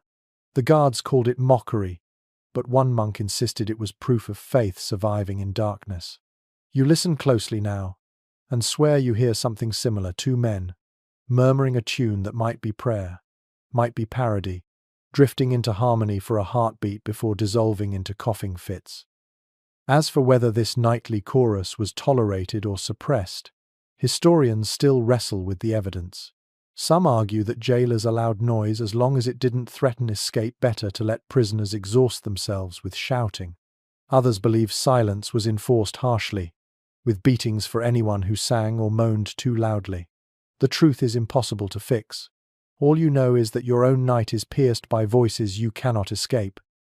The air vibrates with layers of sound. A man in the corner mutters endlessly, words looping back on themselves until they blur into nonsense. Another calls out for his mother, the syllables ragged, heartbreaking. From somewhere above, you hear a faint chant in Latin, maybe a monk, maybe just another captive repeating scraps of scripture. The noises overlap until your mind begins to weave them together into strange rhythms, a choir of despair echoing through the damp corridors. You shift in your straw, trying to block it out, but the voices follow you. Each groan and rattle of chains feels personal, as though directed at you. You cover your ears with your hands, yet the stone amplifies every sound.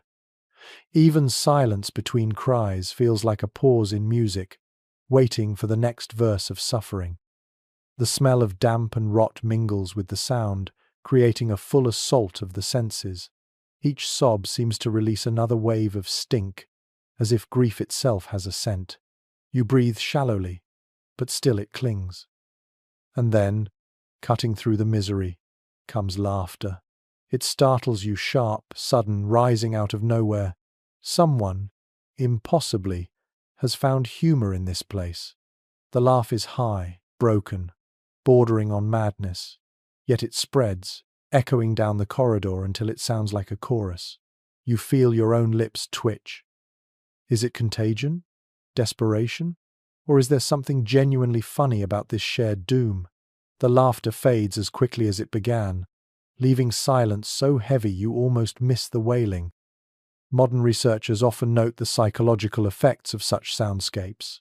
Constant noise breaks sleep, frays nerves, and erodes sanity. Some argue that the dungeon's cacophony was itself a form of torture, depriving captives of rest even when chains didn't bind them.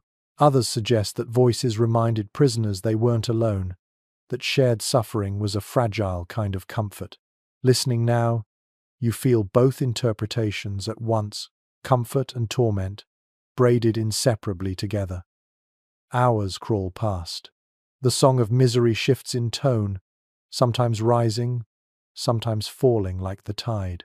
At one point, a deep, resonant voice begins to chant a ballad of lost battles, his verses carrying above the noise. You close your eyes and let the melody wash over you. For a moment, it feels like sitting by a hearth, listening to a bard. Then the man coughs blood, and the illusion shatters. The night ends not with silence, but with exhaustion.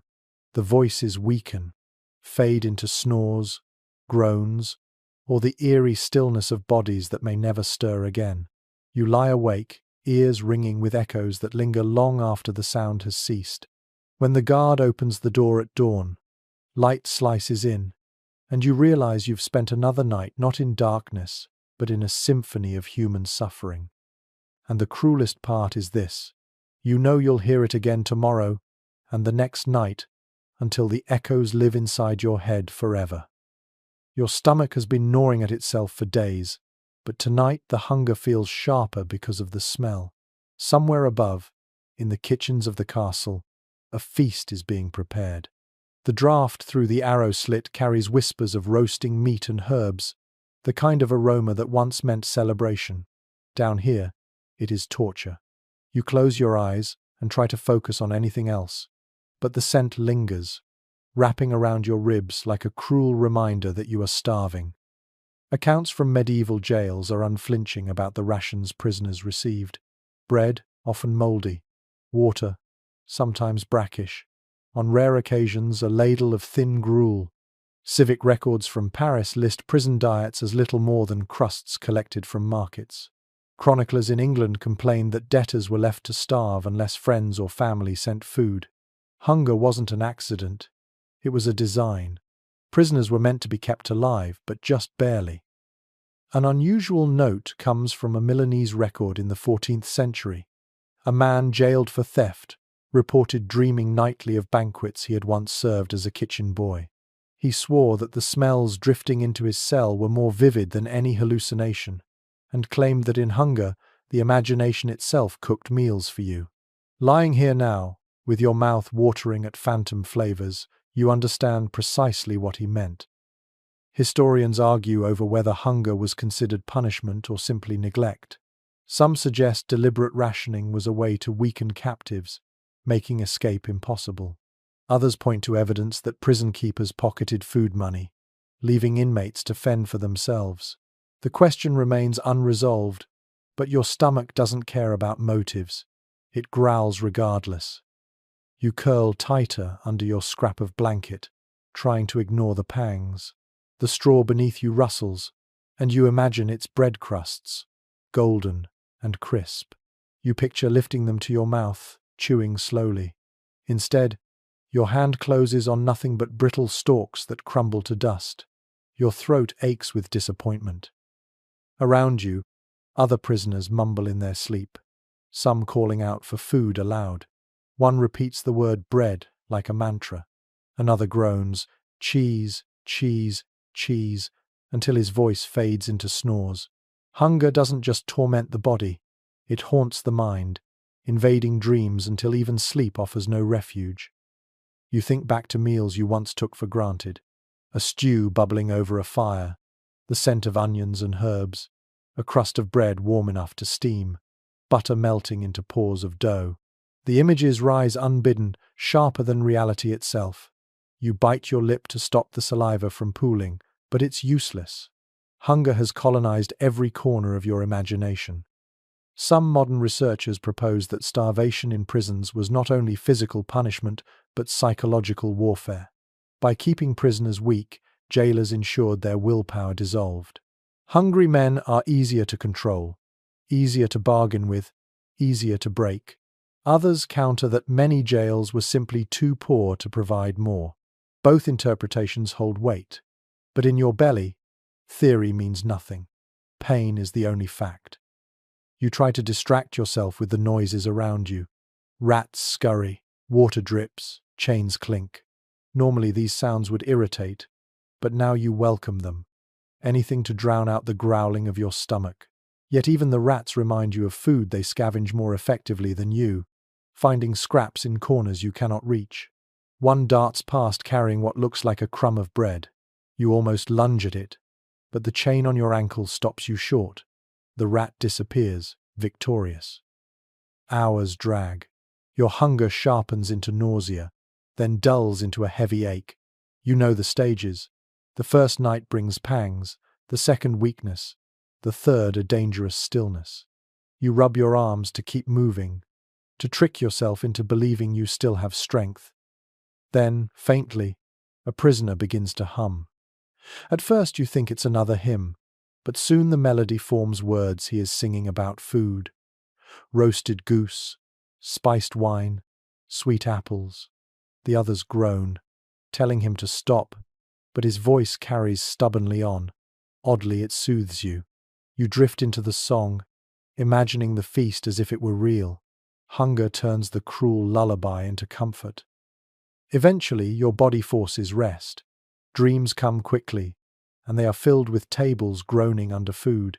You sit at the head, eating endlessly, each bite dissolving as soon as it touches your tongue.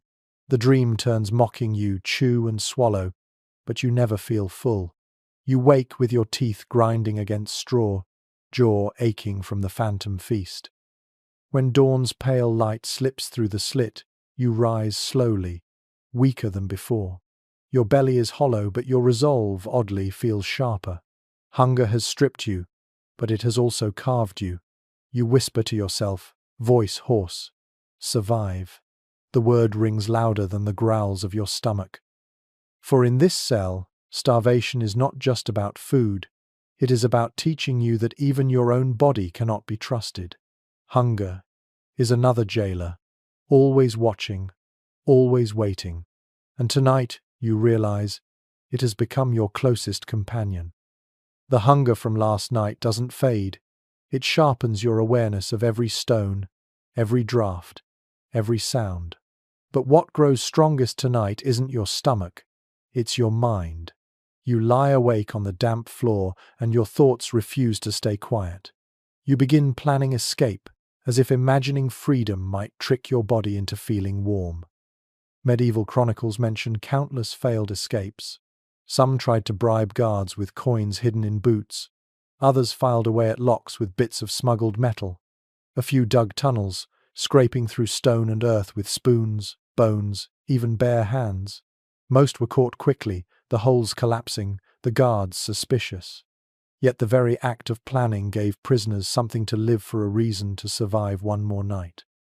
You too start whispering schemes in your mind, building blueprints out of shadows.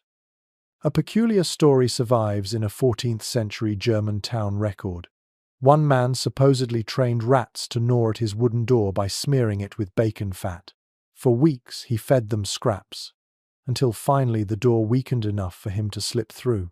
Whether the tale is exaggerated or not, the idea feels intoxicating. You look at the scurrying creatures in your own cell and wonder, allies or enemies? Experts disagree about how common escape attempts were in great castles.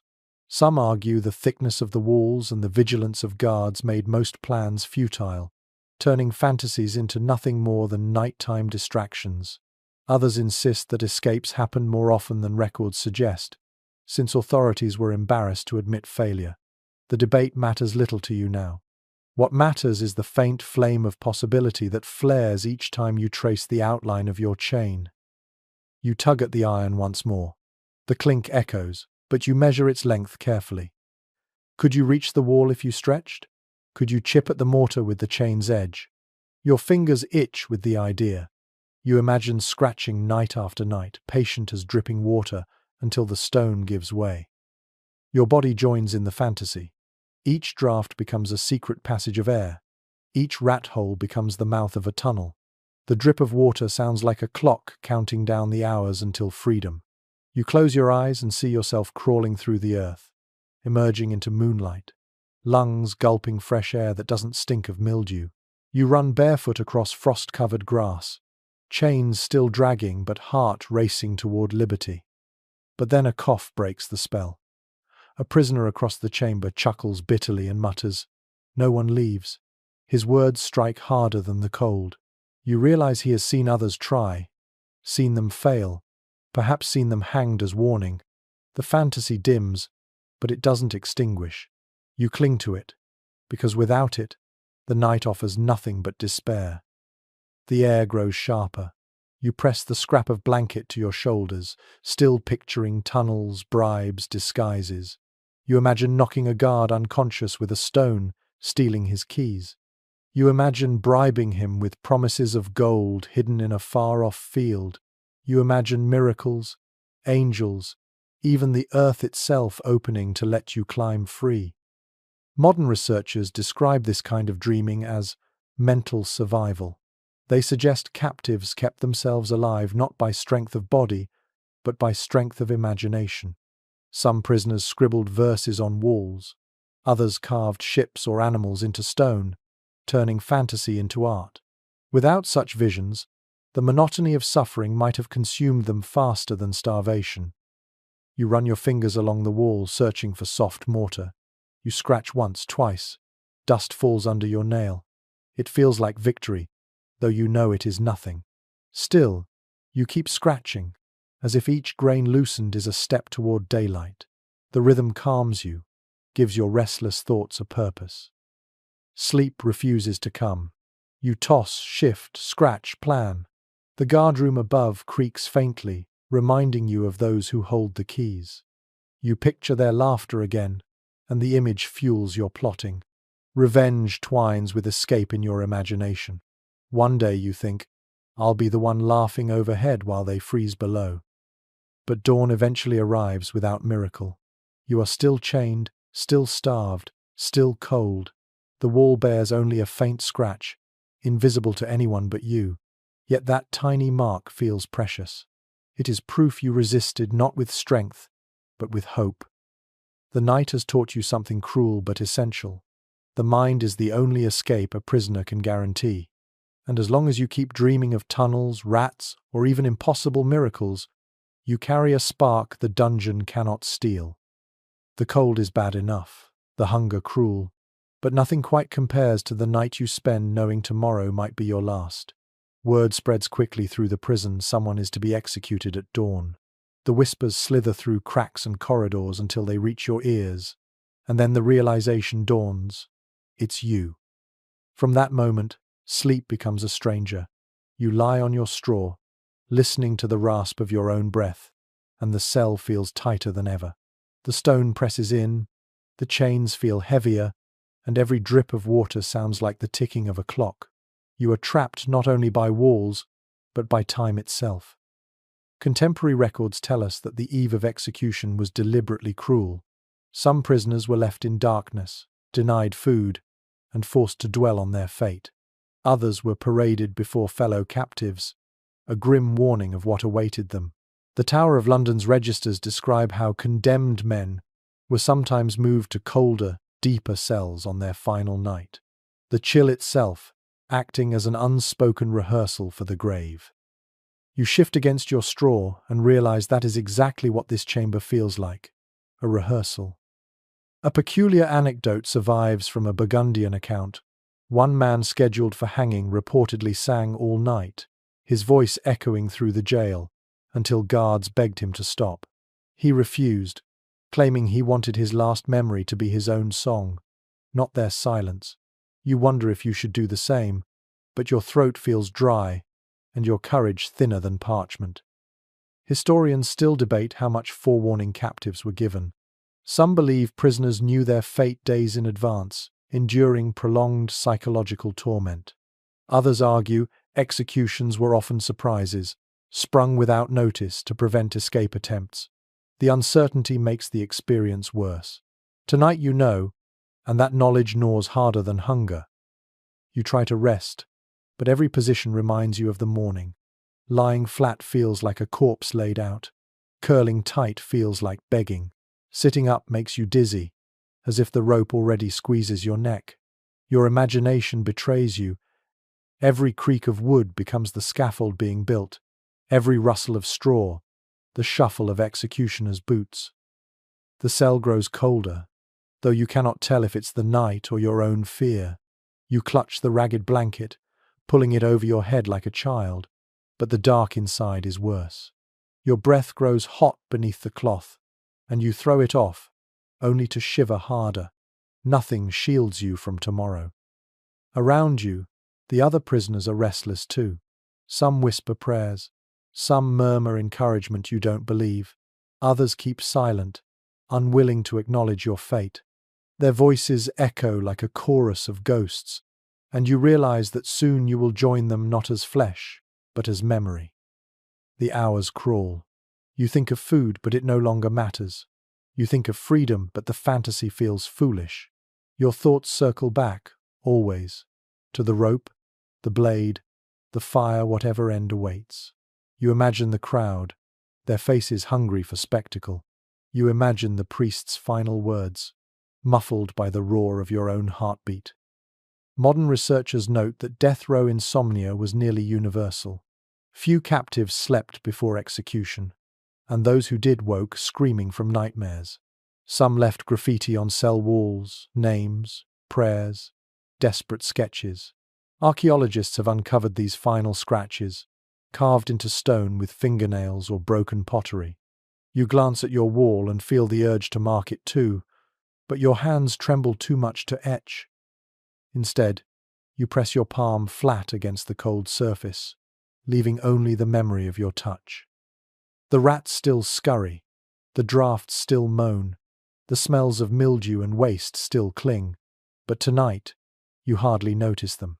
The true prison is your own racing mind, darting between terror and resignation. You imagine running, but chains hold you. You imagine fighting, but weakness wins. You imagine surrender, and the thought scares you most of all. At some point, you realize dawn is close. The air shifts, lighter somehow, and faint grayness leaks through the arrow slit. You count your breaths, each one a fragile treasure. 20, 30, 40, each a reminder that you are still here, not yet gone. And when the door finally creaks open, boots thudding toward you, you flinch but do not rise. You are too cold, too weak, too aware. The guard looks at you with an expression unreadable pity, contempt, boredom. He doesn't speak. He doesn't need to. The sound of the key in the lock tells you enough. The night has given you no rest, only an endless rehearsal of death. And as the chain is lifted from your ankle, you realize that the cell itself has already done half the executioner's work. The night after an execution always carries a different kind of weight. Whether you were the one dragged away or the one left behind, the dungeon itself seems altered, its air thicker, its silence deeper. Tonight you are still here, but the shadow of what you witnessed or narrowly escaped clings to your skin. The cold presses harder, and you wonder whether fear itself makes you feel colder than usual. Reports from medieval chronicles often describe disease spreading like wildfire in these places. Captives weakened by frostbite, malnutrition, and untreated wounds quickly succumbed to fevers. Physicians rarely entered prisons. Healers considered them breeding grounds of contagion. One English monk wrote that to step inside a jail was to inhale death with every breath. You cough into your sleeve and wonder if he was exaggerating, but the burning in your chest suggests otherwise. There is a grim little story from an Italian source about a physician bribed to examine prisoners during winter. He declared them beyond help, but not before he pocketed payment from each man. Weeks later, he was found dead himself, struck by the same fever he had mocked. The tale is told with a touch of irony, as if to suggest that the dungeon's curse spares no arrogance. You think of him now and almost smile, though your lips crack from the cold. Specialists remain divided on how deliberate this neglect was. Some argue that authorities genuinely feared infection and avoided close contact. Others believe withholding care was purposeful, another layer of punishment in a system designed not to kill outright, but to grind men down slowly. Evidence is thin, but you don't need scrolls to confirm the truth. You can see it in the faces around you. The man to your left has sores on his ankles where shackles have rubbed raw flesh. He winces whenever he shifts, but no one tends to him. Another further down hacks endlessly, his cough wet, his body trembling with fever. The straw around him is damp with sweat. No one moves to help. To touch him might mean catching the same affliction. In this place, compassion is a luxury few can afford. You pull your own rags tighter, but the chill still seeps into your bones. Your fingers ache, stiff and red, nails darkened from bruises. You try rubbing them, blowing on them, but nothing staves off the numbness. Somewhere deep inside, A part of you knows that the line between cold and fever is thin. One slip, one long night without shivering, and you might cross it. The stench is worse tonight. Illness has its own odor, sour, metallic, heavy. It mixes with the rot already steeped into the walls until the air feels poisonous. You turn your face away, but the smell follows, thick as fog. You wonder if breath itself carries contagion. You wonder if, by morning, you'll be coughing too. Modern historians debate the mortality rates of such environments. Some suggest most captives lasted weeks before illness claimed them. Others insist survival often stretched into years if luck or bribery brought small comforts. The statistics are blurred by time, but in your body, there is no ambiguity. The ache, the cough, the endless cold, they tell you plainly how fragile the line of life has become. You think of remedies you once knew: hot broth, clean bandages, herbs steeped in water. You imagine them vividly: the scent of rosemary, the heat of thyme. You picture hands wrapping you in linen, a fire blazing at your feet. These fantasies bring fleeting comfort, but they also sharpen the despair. Nothing of that kind exists here. You could cry for a healer, but no one would come. A prisoner beside you mutters a prayer to Saint Roche, patron against plague. His voice is weak, each word cracked, but he repeats it stubbornly, over and over. You listen, letting the rhythm of his plea soothe your own mind. Perhaps prayer works, perhaps it doesn't, but in the absence of medicine, repetition itself becomes a form of treatment. You close your eyes, but the sounds of illness refuse to let you rest. Coughs rattle, breaths wheeze, chains scrape, as bodies twist in discomfort. Each noise carries the weight of mortality. You shift restlessly, knowing that sleep might never come in such a symphony of sickness. At some point in the night, the man with the fever falls silent. The stillness around him is deafening. You don't need to check, you can feel it in the air. Another body for the guards to drag away in the morning. Another soul swallowed by the dungeon without ceremony. And lying there, staring into the dark, you realize how little separates you from him. Just a few degrees of warmth. Just a few breaths not yet ragged. Just one night survived, instead of surrendered. The knowledge is as heavy as the chains at your ankles. You whisper to yourself, just endure, just one more night. But deep inside, you know that in this place, survival is not measured by strength or courage. It is measured by luck, by the whim of illness, by the stubborn will of a body to keep trembling against the cold. And tonight, that trembling feels dangerously faint. The cell door groans open again, and this time the guards shove in a figure so small you think at first it must be a bundle of rags. Only when the shape shifts and a thin whimper escapes do you realize it's a child. The boy stumbles forward, barefoot, no more than 12, maybe younger. His eyes are wide, darting around the shadows, and you see the raw red of his feet against the frozen stone. The door slams before he can turn back, and the sound echoes like a verdict. Chroniclers from London's Newgate and Paris's Châtelet both mention children among the imprisoned. Some were held for theft, a loaf of bread, a chicken, a scrap of cloth. Others were simply the sons or daughters of debtors, locked in alongside parents who couldn't pay what they owed. In many records, there is no distinction between the old and the young. The cell absorbed them all. Tonight you see that reality embodied in the shivering boy hugging his knees. One odd tale survives in the municipal accounts of Lubeck, where a jailer noted that children sometimes became playthings for the guards. They would toss scraps to them as if feeding dogs, laughing to watch the little hands scramble across the filthy straw. You glance at the boy now and can almost hear that cruel laughter behind the door. Modern researchers argue over whether such imprisonment was common or rare. Some claim children were often spared the worst conditions, held separately or released to relatives. Others insist overcrowding forced everyone together, regardless of age. The debate matters little to you as you watch the boy shudder in the same straw you sleep on, lice already crawling toward his bare skin. He curls against the wall, tucking his face into his arms. You feel the instinct to reach out, to share your blanket scrap, but hesitation claws at you. Resources here are survival. 1 inch less of cloth, one shred less of warmth, could tip you closer to death. Yet when he coughs a dry, fragile sound, you find yourself sliding the edge of your rag toward him. He takes it silently, eyes wide, gratitude shining even through the grime. The cell feels different now. His presence magnifies the cruelty of every draught, every drip of water.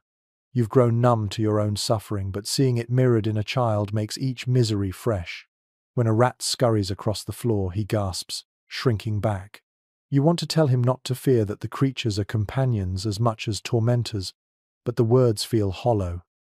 The noises of the night swell again, men groaning, chains clinking, guards shouting in the distance. The boy trembles with each sound, eyes darting to the door as if escape might still come. You remember your own first night, the weight of realization pressing like stone on your chest. For him, that weight is multiplied by fear too young to understand. Some scholars suggest that the presence of children in cells hardened adults, making them even more desperate, even more feral. Others believe it softened them, sparking forgotten instincts of care. Tonight, you sense both. Some prisoners scowl at the boy, muttering curses that another mouth now shares their meager rations. Others shift closer, offering quiet murmurs of comfort. In the dungeon, compassion and cruelty often sleep side by side. You close your eyes, but the boy's whimpering keeps you awake. It is a sound unlike the moans of grown men, thinner, sharper, cutting through the stone. You press your hands to your ears, but still it reaches you, until at last exhaustion drags both of you into a shallow slumber. Dreams come strange and heavy. You see the boy walking barefoot across snow, rats trailing him like shadows. He carries a loaf of bread too large for his arms, and every step sinks deeper into the frost. You try to follow, but chains drag you down, and he vanishes into the dark. You wake with your heart pounding, unsure if you've dreamed his future or your guilt. By dawn, he is still curled beside you, smaller even than he seemed at first. His breath fogs faintly in the air, proof he has survived the night. Relief washes through you, though you know the days ahead will gnaw at him as cruelly as they gnaw at everyone else. And as you watch him stir awake, rubbing his eyes with tiny fists, you realize the dungeon is not only a prison of bodies, it is a prison of innocence, swallowing even those who barely had the chance to live free. That knowledge chills you deeper than stone ever could. The boy's breathing steadies beside you, but another figure shuffles into the cell that same day, a man whose accent immediately marks him as foreign. His words stumble awkwardly through the local tongue, and when he curses, the syllables twist differently in his mouth. He wraps his arms around himself and mutters in a language you can't follow, though the tone is unmistakable. He is cold, and he is furious. Medieval prisons did not discriminate by nationality. Sieges produced captives from far-off lands, and merchants who quarreled with guilds or lords often found themselves locked up far from home. Documents from English ports list Italians, Flemings, and Spaniards in cells beside locals. Some accounts even mention Moors and Eastern traders taken during raids. These men endured not only the misery of the dungeon, but the added cruelty of being strangers in a climate their bodies weren't built to withstand. One unusual anecdote survives from a French chronicle. A Saracen captive begged guards for straw not to sleep on but to burn, unable to believe that men could survive nights without fire. He allegedly wasted away within weeks, his system collapsing in the northern frost. You glance at the shivering man now and wonder if his fate will be similar. Scholars remain divided about how foreign prisoners were treated. Some argue they were afforded slight leniency, viewed as valuable for ransom or diplomacy. Others insist they suffered worse, despised as outsiders with no kin nearby to bring bribes or food. The truth is murky, but tonight you see only one fact. The man is alone in a way even you have never felt. He mutters to himself, stamping his feet, trying to stir warmth into his limbs. His cloak is thin, more suited for milder weather. You hear his teeth clatter, and he pulls his knees tight against his chest, eyes scanning the shadows with suspicion. Every sound, the cough of another prisoner, the rattle of chains, the squeak of a rat seems to startle him. You imagine the warmth of his homeland, the familiarity of his own language, and feel a pang of pity. The child stirs beside you, watching with wide eyes. The foreigner notices, forces a weak smile, and mutters something soothing. The boy doesn't understand the words, but tone transcends language. He leans back against you, reassured for a moment by the presence of another human voice. In this cell, comfort sometimes speaks without words. The night drags, and you listen to the man's voice weaving in and out of your understanding. Some phrases you recognize names of saints, pleas for warmth, but others are strange syllables that roll like water. They carry you into a half-dreaming state, the foreign tongue becoming a lullaby. Yet the man's tone shifts suddenly, sharp with anger, and you open your eyes to see him kicking at the straw in frustration. He gestures wildly, pointing at the dripping wall, at the chains, at the rats, as though ranting to invisible judges. You realize he is railing against the absurdity of it all, and even though you don't understand, you feel the rage burning through his words. Later he falls silent, shivering so violently you fear he'll collapse. Without thinking, you nudge your scrap of blanket toward him. He hesitates, then takes a corner, clutching it to his chest. You both pretend not to notice, but the gesture bridges a gap language cannot. For a few hours you are not locals or foreigners, captors or captives. You are just two bodies fighting the same cold. Modern researchers speculate that such shared suffering forged fleeting bonds between strangers. Letters from knights held overseas mention comradeship with fellow captives, despite differences in speech and faith. Others describe hostility, even violence, when food grew scarce. The balance between kinship and rivalry often shifted with every ration, every degree of frost. As dawn approaches, you realize the foreigner has finally fallen asleep. His breathing is rough but steady. You watch him in the dim light, the sharp angles of his face softened by exhaustion. Perhaps tomorrow he will wake, still cursing in his own tongue, still stamping for warmth. Perhaps he will not wake at all. Either way, tonight he has shared the same blanket, the same misery, the same fragile humanity. You lean back against the wall, eyes half closed, and the thought settles heavy in your mind. Captivity erases borders. Here, language and homeland mean little. Cold, hunger, and despair are fluent in every tongue. The foreigner's mutterings linger in your ears even after he dozes off, but the dungeon isn't finished with you yet. Tonight, new noises slither through the corridors, sounds that don't belong to song or prayer, or even the rattling of chains. They are sharper, shorter, punctuated by cries that cut the silence like knives. You recognize them slowly, with dread settling in your stomach. Someone, somewhere nearby, is being tortured. Written accounts of castles and jails often describe chambers dedicated not to sleeping but to breaking. These rooms were never far from the cells, because the suffering of the tortured was meant to be heard. Chroniclers of the Tower of London note that moans and screams served as warnings, drifting down corridors to remind prisoners what disobedience cost. Tonight, that warning is loud. A disturbing anecdote comes from a 14th century Nuremberg record. Prisoners claimed they could tell which device was being used by the pitch of the screams. The rack produced long, stretched howls. The whip drew shorter cries. The strappado ended in abrupt silence. You hear the echoes now and shudder, realizing you are involuntarily trying to make the same guesses. Experts remain uncertain whether torture was as frequent as legend claims. Some argue the devices were more symbolic, used sparingly to inspire fear. Others insist it was routine, woven into the fabric of interrogation. The debate continues, but your body doesn't care for statistics. The sounds you hear are real enough, and each one feels like a blade pressed against your own skin. The child beside you stirs, covering his ears with tiny hands. The foreigner mutters angrily, pacing the length his chain allows, as though he could shout the cries away.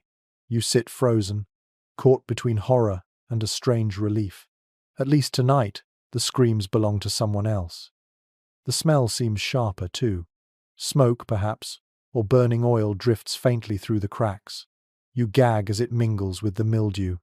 It conjures images you'd rather not imagine: flesh too close to flame, cloth smouldering in torchlight. You press the rag of blanket to your face, but it does little to block the stench. The screams rise again, higher, sharper, before cutting off suddenly. The silence that follows is worse than the noise. You hold your breath, waiting for the next cry, but none comes. Instead, footsteps echo in the corridor, heavy and slow, as if dragging something behind. Chains clink, a door slams, and then the dungeon exhales into quiet once more. You glance at the boy. His eyes are wide, glistening with fear. You whisper something soft, though you aren't sure what: comfort, perhaps, or just noise to fill the silence. He leans closer, burying his face in your shoulder. The warmth of his body against yours feels fragile, a reminder of innocence trembling in the darkest place. Some historians argue that hearing torture without seeing it could be more damaging than witnessing it directly. The imagination, after all, fills in gaps with horrors more vivid than reality. Others suggest the opposite, that seeing was worse, leaving scars that sound alone could not match. You wonder which is true as your mind replays the cries in endless loops. The foreigner eventually begins to sing softly in his own tongue. The words mean nothing to you, but the tone steadies the air. The boy relaxes against your side, his breathing slowing. The song rises and falls like waves, fighting the memory of screams with melody. You close your eyes, letting the sound carry you into a half-sleep. But even dreams are tainted. You see corridors lined with torches, figures bent under instruments of iron, shadows stretching endlessly. You hear the cries again, mixed now with laughter, the grotesque blend of torment and amusement. You wake with sweat on your brow, shivering harder than before. The night continues, long and merciless. Each creak of wood, each drip of water seems amplified. You wait for another scream, another reminder, but none comes. The silence becomes its own kind of torture, pressing into your chest like stone. By dawn, you are exhausted, your body weak, your mind frayed. The boy stirs, the foreigner stretches stiffly, and all of you pretend not to remember the cries that haunted the night. But you do remember. You always will. And the cruelest truth settles heavy. In a dungeon like this, even when pain belongs to someone else, you share it. The stone carries every echo, and the cold makes sure no suffering is ever truly private. The echoes of torture still linger in your skull, but tonight the dungeon brings a different kind of lesson. When the iron door creaks open and another captive is shoved inside, you notice instantly that she is not like the others. Her skirt, though torn, still clings around her legs. A shawl is wrapped tightly around her shoulders. She is a woman, and in this place that detail changes everything. Historical records confirm that women, though fewer in number, did end up in medieval prisons. Some were accused of theft or witchcraft, others of heresy, and many simply inherited the debts of fathers or husbands. A 14th century record from York lists a laundress jailed for stealing cloth she was never paid to wash. In Paris, women accused of gossiping too boldly about officials could find themselves thrown into dank cells for weeks. The presence of women didn't soften the dungeon. It often sharpened its cruelty. A curious account from Lübeck describes women making use of their clothing to survive the cold. Skirts became blankets, shawls doubled as cushions, and long hair was braided thick to keep the neck warm. You watch the woman in your cell settle into her corner, pulling her shawl tight, arranging her skirt over her legs as if building a fortress of fabric against the frost. Researchers remain divided on whether female prisoners received slightly better treatment. Some suggest guards allowed them a bit more cloth, pitying their fragility. Others argue the opposite, that women were mocked more harshly, their discomfort considered entertaining. The conflicting evidence mirrors what you feel now, uncertain whether her presence will draw mercy or cruelty from those who hold the keys. The boy watches her with wide eyes, as though surprised to see softness in such a place. The foreigner mutters a greeting in his broken mix of tongues. She nods but says nothing, curling deeper into her shawl. Silence is its own defense here. The night stretches on, and you notice her shifting often, trying to fold her skirts beneath her to ward off the cold of the floor. Each movement sends the faintest whisper of fabric across stone, a sound so out of place in this dungeon that it almost feels like music. She adjusts, tucks, folds again. It's a rhythm you recognize. Improvisation, desperation, survival. The smell of mildew still clings, the rats still scurry, but something about the presence of her shawl and skirts shifts the air. You see that clothing here is more than modesty, it is weaponry against the elements. You recall how women in chronicles sometimes tore strips from their own garments to wrap children's feet, or braided layers to make crude ropes. Fabric became lifeline, even when thin and ragged. At some point, she notices the boy shivering violently. Without hesitation, she pulls a corner of her shawl over his shoulders. He leans against her gratefully, and for the first time in weeks, you see something rare, tenderness blooming in the dark. The gesture stings you, not because it hurts, but because it reminds you how easily compassion can survive, even here. Some modern scholars suggest that women's presence in prisons introduced fragile networks of care, moments of gentleness in otherwise brutal environments. Others argue such gestures were fleeting, swallowed quickly by the dungeon's hunger. Looking at the boy resting beneath her shawl, you realize both might be true. Compassion here is temporary, but its spark burns brighter precisely because it is rare. The foreigner, restless, begins humming again in his strange language. This time the woman joins softly, her voice low but steady, weaving an unfamiliar harmony. You lie back against the wall, listening. The duet drifts through the straw, carrying you to a place where cold feels distant. For a few minutes, the cell is less a dungeon and more a gathering of survivors, bound not by chains but by the fragile threads of song and cloth. Yet comfort never lasts here. A guard stomps past, shouts something crude through the bars, and the woman stiffens, pulling her shawl closer. You see the fear etched in her face. Her clothing may shield her from the cold, but not from the gaze of men who see her as weaker prey. The tension lingers long after his boots fade into silence. Sleep comes late. You drift into it with the sound of fabric rustling and voices humming. Your dreams twist, blending shawls into banners, skirts into tents, the woman's voice into the chanting of monks. You wake with straw clinging to your skin, but also with a faint warmth in your chest that wasn't there before. By dawn, the woman still sits upright, her shawl draped over the boy like wings. She hasn't slept much, her eyes are heavy, her back stiff, but she has endured. In this dungeon, endurance is triumph. And tonight, her skirt and shawl have carried not only herself, but others through the cold. You realize then that survival isn't always about strength or rage. Sometimes, it is about fabric pulled tight, about shawls shared, about tenderness refusing to vanish even in the foulest corners of stone. The woman's shawl still drapes over the boy when the next prisoner arrives. This one is different again. Not ragged or feral, but stiff-backed, shoulders squared, his bearing marked by pride, even in chains. His cloak is patched but once fine, his hands ink-stained rather than calloused. A political prisoner, you realize, the kind captured not for theft or hunger but for words, allegiance, or schemes. He lowers himself onto the straw with a sigh, already fumbling for a scrap of parchment hidden in his sleeve. Surviving chronicles tell us that political detainees were often treated with ambivalence. Too valuable to kill outright, too dangerous to release, they lingered in cells for years. Some wrote poetry, some copied scripture, some kept diaries smuggled out on scraps of cloth or carved into the very walls.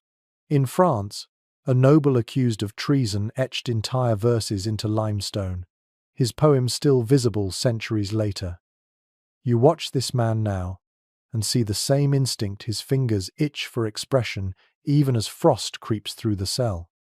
A strange anecdote from Scotland tells of a baron who denied ink, mixed soot with his own saliva to write letters on the inside of his cloak.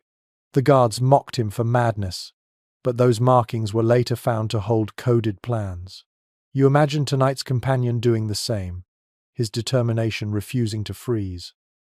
Researchers remain split over whether such writings were tolerated. Some evidence suggests jailers ignored it, considering poetry harmless. Others argue scribbling could be dangerous, a means of passing secret messages, and punishable by harsher chains. The uncertainty mirrors the quiet tension in your cell as the man scratches invisible lines on his sleeve, daring anyone to stop him.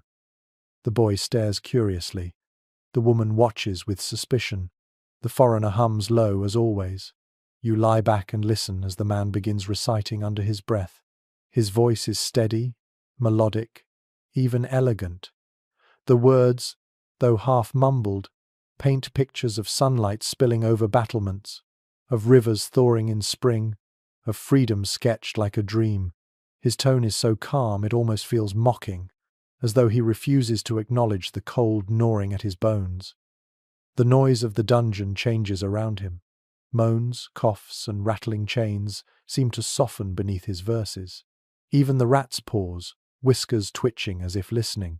Poetry becomes insulation, wrapping the cell in rhythm no frost can breach. For a few minutes, you are not in stone but in memory, not in filth but in imagination. And yet, the irony bites deep. Here is a man who once debated lords or rallied allies, now scribbling into cloth like a schoolboy hiding notes. You wonder whether he feels pride or humiliation. His words float with dignity, but his eyes betray fatigue. The ink stains on his hands blur into dirt. His cloak clings with mildew. He clutches beauty, but the dungeon claws harder. Historians argue whether such verses were acts of rebellion or of survival. Some see them as quiet defiance, words resisting silence. Others interpret them as coping mechanisms, desperate attempts to make meaning from misery. Both seem true as you watch him. The verses are not just poetry, they are armor against the frost. The boy edges closer, listening with fascination. The woman frowns, torn between admiration and bitterness. The foreigner mutters in his tongue, perhaps translating the rhythm into his own cadence. You close your eyes and let the words settle into your chest, heavy and soothing, until they become part of your heartbeat. The smell of rot and mildew doesn't vanish, but for once it competes with the scent of memory, ink, parchment, wax, libraries untouched by frost. The poet conjures places that feel impossibly far away, yet alive in his voice. You imagine yourself standing on grassy hills, wind warm, chains gone, and for a moment you believe it. But reality never lets you linger. The guard stomps past, hears the man murmuring, and bangs on the bars. "Shut your mouth," he barks. The poet falls silent instantly, eyes lowered, yet his lips keep moving in tiny whispers. The guard leaves, muttering curses, and the cell returns to its rhythm. You realize then that poetry is more dangerous than it looks. Words can unsettle jailers more than rattling chains. The hours creep on. You drift between sleep and waking, the man's recitations threading through your dreams. He speaks of justice, of betrayal, of frost that cannot last forever. His voice becomes both lullaby and alarm, reminding you that even here, thought is not shackled. By dawn, the man has fallen quiet, slumped against the wall, parchment scrap clenched in his hand. His verses remain unfinished, his breath fogging faintly in the air. Yet the memory of them lingers, warming you in ways straw and rags never could. You realize then that survival in this dungeon is not only about warmth or food, it is about holding on to something the frost cannot freeze. A verse, a thought, a whisper of defiance carved into stone. The poet's whispers linger long after dawn fades, but the next night brings a different kind of murmur. It starts faintly, almost lost under the rattling of chains and the coughing of the sick. A low hum, repeated phrases, words stitched together in rhythm. At first you think it's another prisoner rambling into madness, but then you recognize the pattern: prayer. Medieval records often mention the persistence of faith inside prisons. Even when chains bit into ankles and frost turned straw brittle, men and women whispered psalms or muttered rosaries. A 14th century account from Avignon describes heretics praying all night, their voices echoing so steadily that guards swore it haunted their dreams. Tonight you hear the same cadence, a fragile rope thrown against despair. There's an odd story from Florence about a woman jailed for sorcery who recited the same psalm every evening until the other prisoners, annoyed at first, eventually joined in.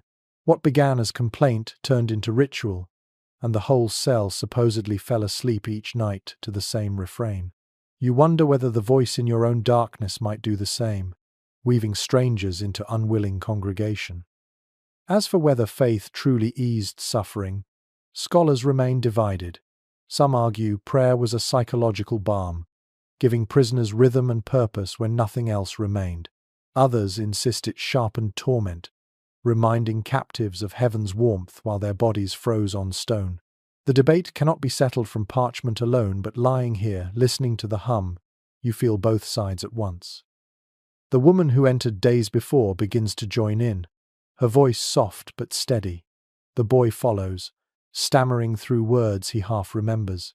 Even the foreigner hums along, his accent bending the syllables yet blending into the harmony.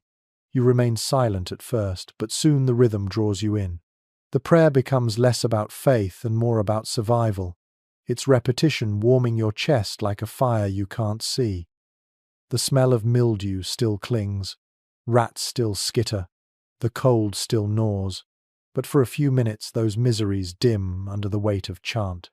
The dungeon becomes a chapel without light, a choir bound in iron. You close your eyes and let the vibration carry you, as though the stone itself is humming back. The guards notice. One bangs on the bars, shouting for silence. The voices falter but do not stop. The guard curses, throws a bucket of water into the straw, and storms off. You sit drenched, teeth chattering, but the chant rises again, stubborn as frost. You realize then that prayer here is not only faith, it is rebellion. The hours creep forward. Sometimes the chant fades into whispers, sometimes it swells louder, but it never vanishes. Even when exhaustion silences throats, lips continue to move. You watch the poet trace verses on his sleeve, the woman murmur into the boy's ear, the foreigner hum into the cold. The rhythm becomes your heartbeat, your breath, the fragile net that keeps despair from crushing you. Modern researchers suggest such rituals may have helped prisoners mark time, dividing endless nights into patterns of sound. Others claim it created illusions of community, blurring the loneliness. Perhaps both are true. All you know is that without the chant, the night would feel unbearable. With it, the misery becomes almost shareable, softened by repetition. Sleep arrives gently, surprising you. You dream of churches you once passed, sunlight streaming through colored glass, warmth pooling on stone floors. You dream of bells tolling, not for death but for morning prayer. You wake to none of it, only darkness, straw, and frost, but the memory clings like another blanket. By dawn, the chant has faded into silence, replaced by snores and coughs, yet the air feels changed. The dungeon still reeks, still freezes, still groans, but something invisible lingers. A thread of defiance, a promise that even in darkness, voices will not be silenced. You stretch your stiff limbs, joints cracking, and realize the cruel paradox. Prayer does not warm your body, but it warms your will. And in a place where chains gnaw and rats feast, sometimes the will to endure is the only warmth that matters. The day passes in silence, broken only by groans and coughs, until night returns with its claws of frost. You brace for another sleepless stretch when the guard appears again, this time carrying something that clinks softly. He tosses it through the bars, and the bundle lands in the straw with a thud. You crawl forward, eyes narrowing, and realize what it is. A blanket. Not given freely, though the guard lingers, palm open, waiting. Prison accounts from across Europe often mention this unspoken system. Official rations rarely included bedding or firewood, but guards would sell scraps to those who could pay. A few coins, a promise of labor after release, or even jewelry stripped from captives became the currency of warmth. In London's jails, the practice was so common it earned a nickname, buying the night. You stare at the guard's hand and know the price is always higher than coin alone. One odd story from a Flemish record tells of a prisoner who bartered away his shoes in exchange for a sheepskin. The skin stank so badly it nearly suffocated him, but he clung to it until release. He walked barefoot through snow, yet swore he survived only because of that foul hide. You glance at the ragged blanket now and wonder if its stink will become your salvation too. Historians disagree about whether these exchanges were tolerated or condemned. Some argue the system was unofficially encouraged, padding the wages of underpaid keepers. Others claim it was corruption, forbidden but unavoidable in practice. Either way, tonight you face the same truth every captive before you faced. If you want warmth, you must pay. The poet digs into his sleeve and produces a silver clasp, once part of his cloak. He presses it into the guard's palm, and the blanket is shoved through the bars. The guard smirks, mutters something about comfort for the clever, and leaves. You unfold the cloth. It is coarse, heavy, and reeks of damp wool. But compared to the rags you've clutched before, it feels like luxury. The woman eyes it with longing, the boy with desperation, the foreigner with suspicion. You know instantly the blanket is not just a tool for warmth, but a spark of tension. In this cell, every scrap of comfort becomes contested ground. You spread it over your knees, then hesitate. The others watch silently, waiting. At last, you tug the edges wide, inviting them beneath. One by one, they shift closer, until the four of you huddle under its weight. The change is immediate. The warmth is faint, but real. Your shoulders brush, your breath mingles, and for the first time in weeks, the air beneath the cloth feels almost safe. The boy curls against your side, sighing softly. The woman adjusts her shawl to patch the gaps. The foreigner mutters in his tongue, but his grip on the edge tightens. The dungeon is still cold, still foul, still heavy with the stink of mildew, but beneath the blanket, you imagine a hearth. You imagine a cottage where families gather by firelight, sharing food and stories. The illusion lingers just long enough to carry you towards sleep. Yet, even as you drift, you know the blanket is no blessing without cost.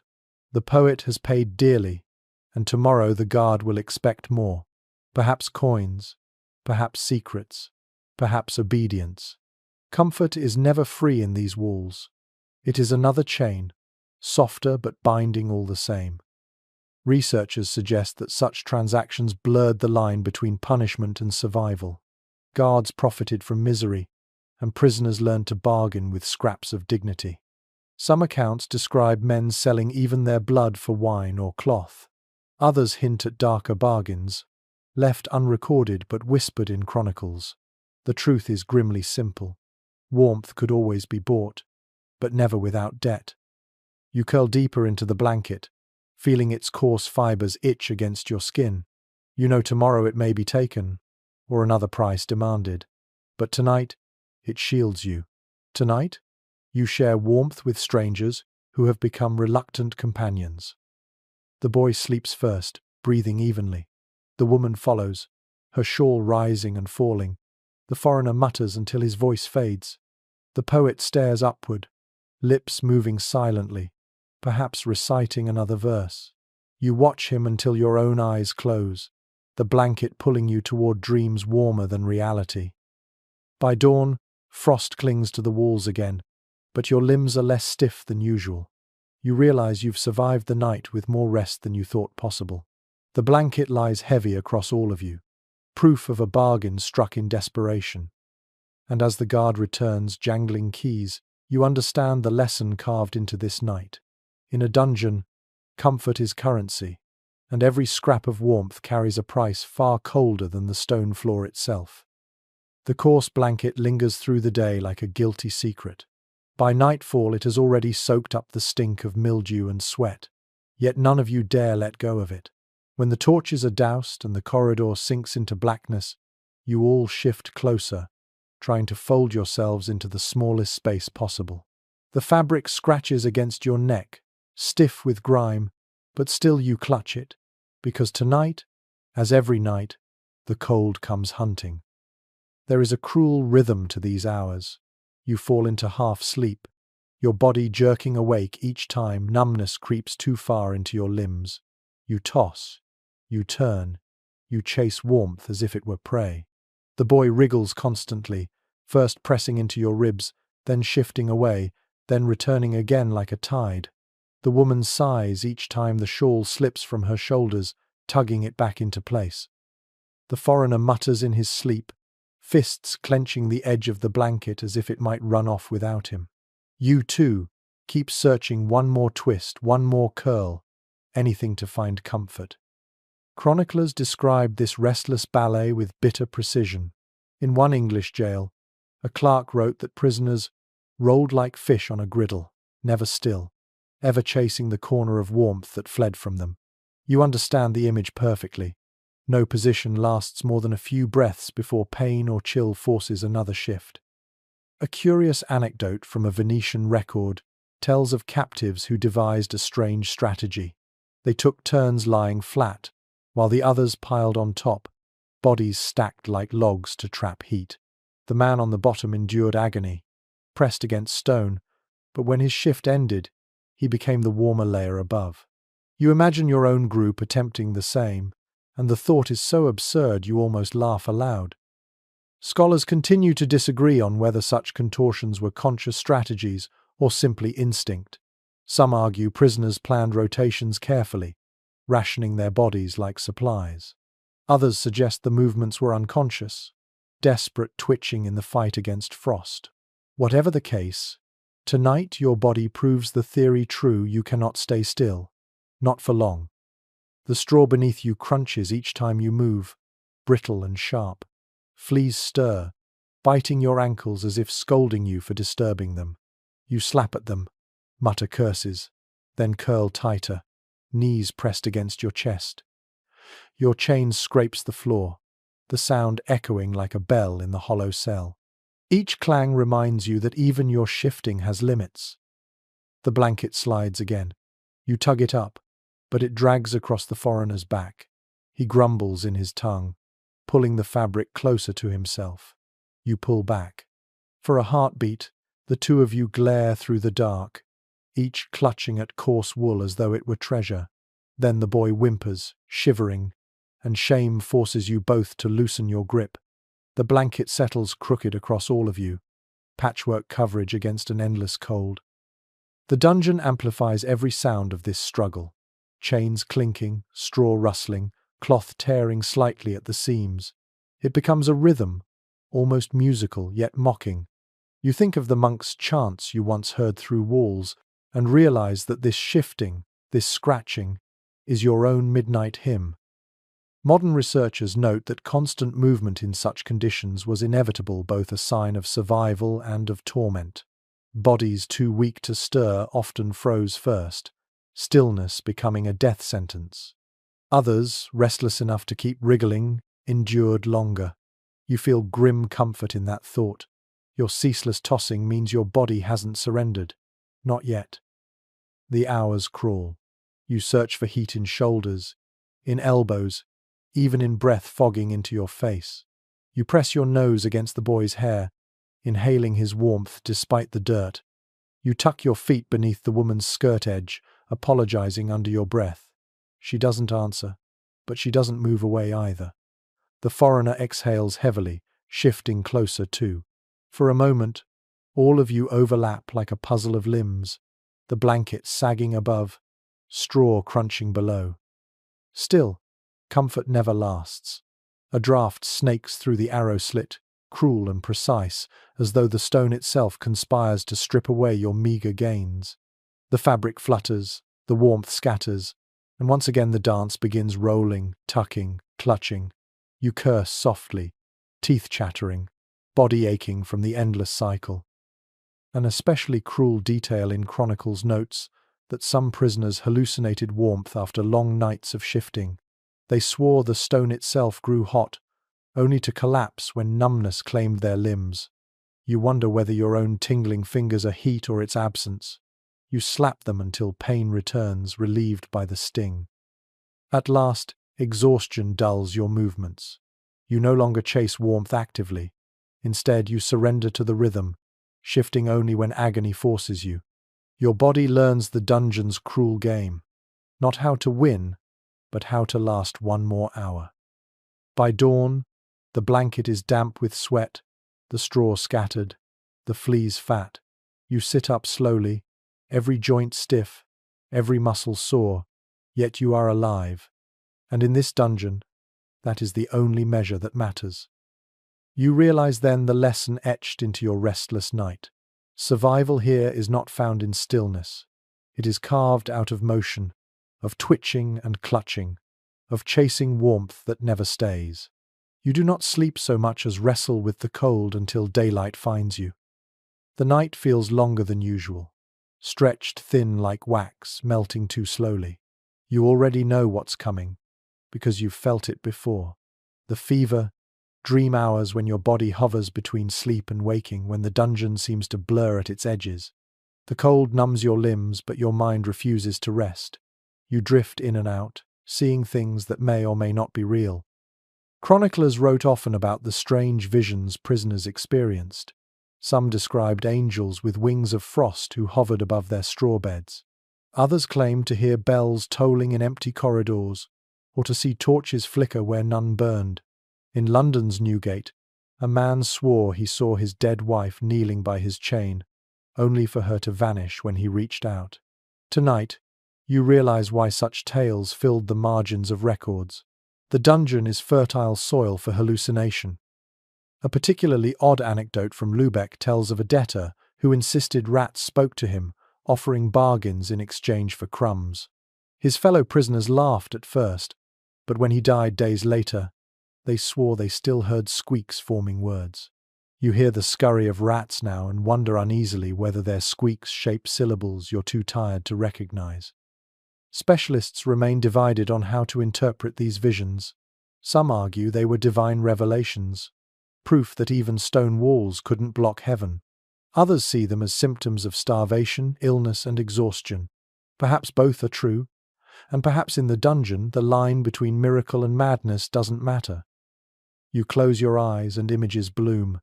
A meadow of green grass, sunlight warming your skin, a loaf of bread fresh from the oven. You reach for it, but the warmth burns your fingers, and suddenly the bread becomes a torch, smoke curling into your nostrils. You cough and jolt awake, realizing it's only the draught carrying the sour stink of mildew. The boy murmurs beside you, trapped in his own dream. His lips move, whispering names you can't catch. The woman strokes his hair with trembling fingers, her eyes half shut but still watchful. The foreigner mutters in his own tongue, his voice rising and falling like waves. The poet, ever restless, scratches lines onto stone with his chain, carving verses that blur into prayers. You watch them all and think, perhaps every prisoner survives by dreaming their own way out, even if only for an hour. The dungeon itself begins to feel alive. Drips echo like whispers. Shadows stretch into shapes that move when you don't. You blink hard, but the figures linger, faces etched into stone, eyes gleaming in torchlight that isn't there. You tell yourself it's fatigue, but the shiver in your spine suggests otherwise. Modern researchers suggest sleep deprivation in such conditions mirrored torture. Without steady rest, the mind eats itself, producing visions to fill the void. Yet some argue these hallucinations kept prisoners alive, giving them stories to cling to, even if they were lies. You consider this as you watch a shadow lean from the wall, only to dissolve when you shift your gaze. Does it matter if it's real, so long as it distracts you from cold? The night deepens. You drift again, and this time the dream feels more coherent. You stand in a grand hall, fire blazing in a hearth, tables spread with food. Yet the chains on your ankles remain, rattling against marble. Guests laugh, ignoring you, and when you shout, their faces melt into masks of rats.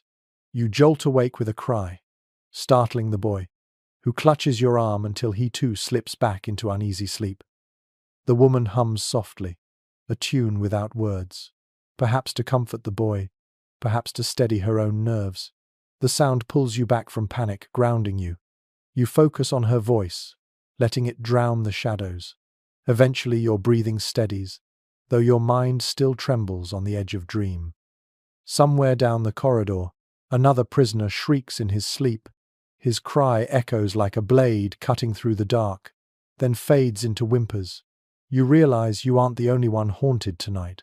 The whole dungeon is an orchestra of nightmares, each man or woman conducting their own madness in the dark. By dawn, you feel drained, hollowed out by visions and half-dreams. Yet you are also oddly relieved. The hallucinations may torment, but they also prove you're still alive, still fighting. Death brings silence. Madness, at least, still makes noise. You stretch stiffly, scratching the marks of straw from your skin, and whisper to yourself, "Endure." Even if your mind cracks, even if shadows whisper, you must keep breathing. In this dungeon, the line between dream and waking may blur, but survival means walking it night after night. The fever dreams of the night before leave you weak, but tonight the dungeon offers a different trial. Silence. The voices that usually moan and chant have dwindled. The boy sleeps heavily. The woman breathes shallow under her shawl. The foreigner mutters only once before falling quiet, and even the poet is still. The corridor beyond is hushed. For a moment, you almost welcome it until the silence grows too complete. Chroniclers often remarked that silence in a jail could be more suffocating than noise. A clerk from Bruges wrote that, when the prisoners no longer groaned, it was as though death itself had entered to keep watch. In London, a keeper confessed. He preferred the racket of moans and clanking chains to the eerie quiet that sometimes settled after disease swept through. Tonight you understand what they meant. The absence of sound is its own torment. One unusual tale from a 15th century Castilian record tells of captives who deliberately sang bawdy songs just to banish the silence. They claimed that without noise they could feel madness creeping into their skulls like frost through a crack. You lie still, straining your ears, and wonder if you should hum, speak, anything to break the stillness before it swallows you. Historians remain uncertain whether silence in these prisons was imposed or accidental. Some argue guards enforced it, beating those who spoke after dark. Others suggest illness or despair simply dulled voices, leaving survivors alone with their thoughts. Both interpretations weigh on you as you stare at the ceiling, every heartbeat thudding louder than footsteps ever did. The smell remains, thick as always, mildew, rust, sweat, but tonight it feels amplified, as though without sound your nose notices more. You gag quietly, covering your face with the blanket scrap, but the stink seeps through.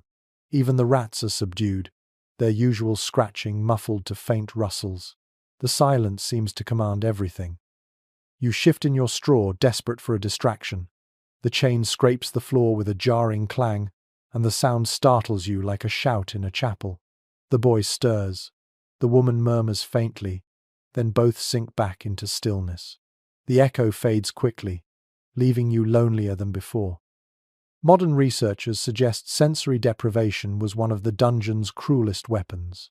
Too much noise frayed nerves, but too little hollowed the mind, leaving prisoners lost in their own thoughts. Some wrote that they spoke aloud just to hear a voice, even if it was their own. You whisper now nonsense words, fragments of memory just to keep company with yourself. Your own voice sounds strange, fragile against the stone. You try again, louder, but the words dissolve into the damp. No one answers. You laugh softly at the absurdity, whispering to shadows, speaking to straw. The sound echoes once, then dies. The silence swallows it whole. Hours creep by like years. You count your breaths, losing track after 100. You count the drips of water, but the irregular rhythm drives you mad. You pinch your arm to feel something, to mark time, but the pain fades too quickly. Silence erases every measure of existence. Then, faintly, the poet stirs. His lips move, shaping words you cannot hear. Perhaps verses, perhaps prayers. You lean closer, straining, but no sound emerges. His voice is trapped inside him, gestures without noise. The sight chills you more than screams ever did. Somewhere down the corridor, a door creaks faintly, then shuts. The sound is so sharp in the stillness that it echoes for minutes. You cling to it desperately, savoring the reminder that the world hasn't ended, that guards still breathe, that life exists outside. But soon even that fades, leaving you wrapped in silence again. Your mind begins to invent noises. You hear footsteps that aren't there, whispers just beyond reach, bells tolling in the distance. Each time you jerk awake, ears ringing, but there is nothing. Only your own pulse, hammering louder than drums. Sleep comes at last, heavy and dreamless. You wake with stiff joints, uncertain whether minutes or hours passed. The silence remains, pressing down like a second blanket. By dawn, when the first real noises return, boots stomping, keys rattling, you almost cry with relief. You realize then that sound, however cruel, is proof of life. Noise means others still exist, even if they suffer. Silence, by contrast, feels like burial. And in this dungeon, burial often comes long before the grave. The silence of the previous night clings to your bones, but tonight the dungeon reminds you that noise and quiet are only two sides of the same torment. What changes now is not sound but time itself. You lie on the straw, chain heavy against your ankle, and realize you can no longer tell whether the moon has risen, whether the bell above ever rang, whether the grey that creeps through the slit is dawn or just mist. Hours dissolve, shapeless. Chroniclers left notes on this peculiar torture. Prisoners deprived of sunlight often lost their sense of time completely. One clerk in Cologne remarked that men begged not for food or water, but to be told what day it was. Another, from Florence, described debtors who swore they had been held for months, when in truth only weeks had passed. Time, in a dungeon, was both the easiest thing to lose and the hardest to endure. A strange anecdote survives from Prague. A merchant imprisoned for fraud claimed he measured days by counting the drips of water from the ceiling. He estimated thousands, scratched tallies into the wall. When freed, he discovered he had miscounted by seasons, convinced winter was still beginning though spring had already arrived. You think of him now, as you listen to the irregular drip in your own cell. 1, 2, 3. Then silence for long minutes before another falls. You abandon the count before madness takes hold. Historians are divided on whether this distortion was accidental or intentional. Some argue the architecture of castles naturally deprived prisoners of sunlight. Others suggest it was deliberate arrow slits designed not only to defend but to obscure time, ensuring no prisoner knew whether death approached at dawn or dusk. Both theories feel true as you lie there, blind to the hours. The boy shifts beside you, asking weakly if it is morning yet. The woman strokes his hair and answers, soon, though her eyes are as lost as yours. The foreigner mutters in his language, pointing upward as if guessing the stars beyond stone. The poet traces invisible lines on his sleeve, whispering of seasons and solstices. Everyone clings to their own illusion of time, each method a thread against chaos. You try to mark hours by your own body. Hunger, shivering, fatigue, but those betray you too. Hunger feels constant. Sleep arrives in fragments. Shivering never ends. You cannot measure what never changes. The dungeon has stolen clocks not only from stone but from your flesh. Modern researchers describe this state as temporal collapse. They suggest it breaks prisoners faster than chains, robbing them of a sense of progress. Without days or nights, suffering feels endless, impossible to measure or survive. Some argue this is the essence of punishment, not knowing when it ends. You feel the truth of that with every restless turn in straw. At one point, you swear you see a faint glow through the slit dawn, perhaps? You sit upright, heart pounding, but the light fades again, leaving only shadow. Was it moon, torch, or imagination? You slump back, furious at your own hope. Even light has become untrustworthy. The cellmates create rituals to anchor themselves. The poet recites verses at what he claims is evening. The woman hums softly before curling into her shawl, marking what she calls midnight. The boy counts to 100 before sleeping, then again when he wakes, calling it a day. None of these rituals are real, yet each carries the weight of survival. You begin to whisper your own marker. Every time you hear a rat squeak, you call it an hour. By this measure, you live through hundreds of hours in a single night. Dreams blur into waking. You dream of bells tolling, then wake to silence. You dream of sunrise, only to open your eyes to darkness. Your mind begins to question whether time exists at all, or if the dungeon is eternal. You whisper, "Endure," again and again, not to count but to remind yourself that even endless nights must eventually break. Finally, after what feels like years, boots thud above. A key rattles. The door opens. Dawn has come, though you cannot say how long you waited. Relief floods you, not because morning offers warmth, but because it proves time has not stopped entirely. The world still moves, even if you cannot see it. You realize then the cruel genius of the dungeon. It does not only chain your body, it chains your hours, your days, your seasons. It teaches you that suffering is not measured in minutes but in eternity. And tonight, eternity has been your cellmate. You have long since lost count of the days, but this night feels different. Not colder, not louder, just heavier, as though the stones themselves lean inward. You lie on your straw and sense that the dungeon has reached its final lesson. You know the drills by now. The restless shifting, the gnawing hunger, the whispers of poetry or prayer. Yet tonight, none of these bring distraction. The cold, the chains, the darkness, everything feels sharper, as if the walls are reminding you one last time of their power.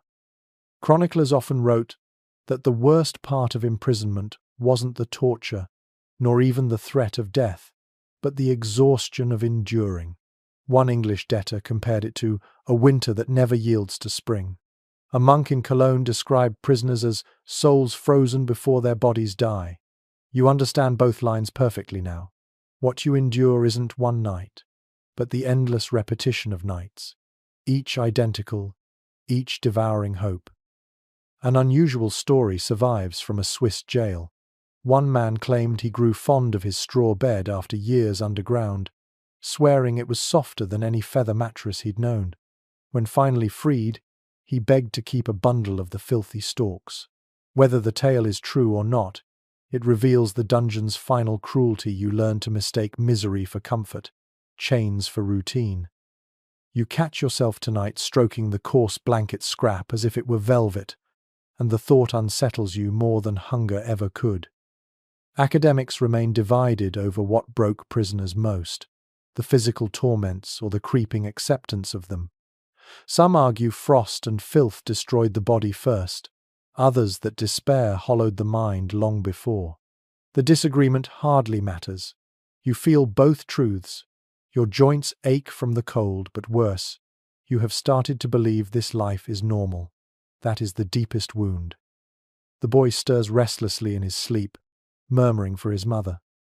The woman shifts her shawl to cover him. The foreigner hums faintly even while unconscious, as if his mind refuses silence. The poet scribbles lines on stone with his chain, half awake, half dreaming. They all cling to their rituals, but you see now that these are less about hope than habit. The dungeon teaches you to survive by repetition, but it also teaches you to forget what life felt like before. You curl tighter into the blanket's scrap, listening to the dungeon's chorus one last time. The drip of water, the shuffle of rats, the rasp of breathing. The sounds blur together until they form a rhythm, the heartbeat of the prison itself. You wonder if, centuries from now, someone will stand in this chamber and still feel the echo of that rhythm, still sense the presence of those who once lay here. Sleep comes in fits. Dreams twist between memories and hallucinations. Sunlit fields, crowded banquets, chains that vanish when you blink. In one vision, you walk free of the cell, only to find yourself stepping into another and another, dungeons stacked without end. You wake with a start, straw clinging to your cheek, and realize the nightmare mirror's freedom feels as impossible as sunlight here. Yet as dawn creeps faintly through the slit, a strange calm settles over you. Perhaps it's exhaustion, perhaps resignation, but the frost no longer bites quite as fiercely. The blanket feels less like rags and more like proof you've survived. The boy's breathing, the woman's shawl, the foreigner's hum, the poet's muttering they weave into a fragile lullaby. It doesn't erase the cold, but it softens it. For the first time, you don't fight the dungeon. You simply exist within it. And in that surrender, you understand its final truth. Medieval prisoners did not sleep to rest. They slept to endure, to drift far enough from misery to face another dawn. The floor, the straw, the blanket, the shawl, none were beds. They were lifelines, fragile threads keeping bodies alive until fate, ransom, or death cut them free. Now, as the last echoes fade, let yourself breathe slower. The dungeon walls that press so close begin to soften in your imagination. The drip of water becomes gentler, like rain outside a window. The rustle of straw turns to the whisper of a quilt being drawn over you. Even the chill, once biting, becomes cool air that soothes your skin. You've walked through endless nights, stone floors, straw beds, rags, blankets, shawls, and silence. You've heard chains rattle, rats scurry, prayers drift, and screams echo. Yet you've also witnessed sparks of humanity, a shawl shared, a song hummed, verses whispered in defiance. These too are part of the history. In every dungeon, alongside frost and despair, there was stubborn endurance. Close your eyes and imagine the prisoners drifting into sleep. Some curl tightly, chasing warmth. Others mutter prayers. A few simply surrender, letting exhaustion carry them. All are united in the same fragile act, resting enough to survive until morning. The night does not grant them comfort, but it grants them the chance to see another dawn. Let that image ease your thoughts, because your bed, however imperfect, is softer than stone. Your blanket, however thin, is warmer than rags. And your night, however long, is safer than theirs. Breathe in the gratitude of that truth. Let the dungeon fade into distant history, its echoes dissolving into quiet. Now the only sounds you hear are the calm rhythms around you, your breath, your heartbeat, perhaps the faint hum of the world outside your window. Let those carry you into stillness. Sleep is no longer an act of endurance. It is a gift, one you can embrace freely. So rest now. Let the weight slip away. The night is yours, safe and calm.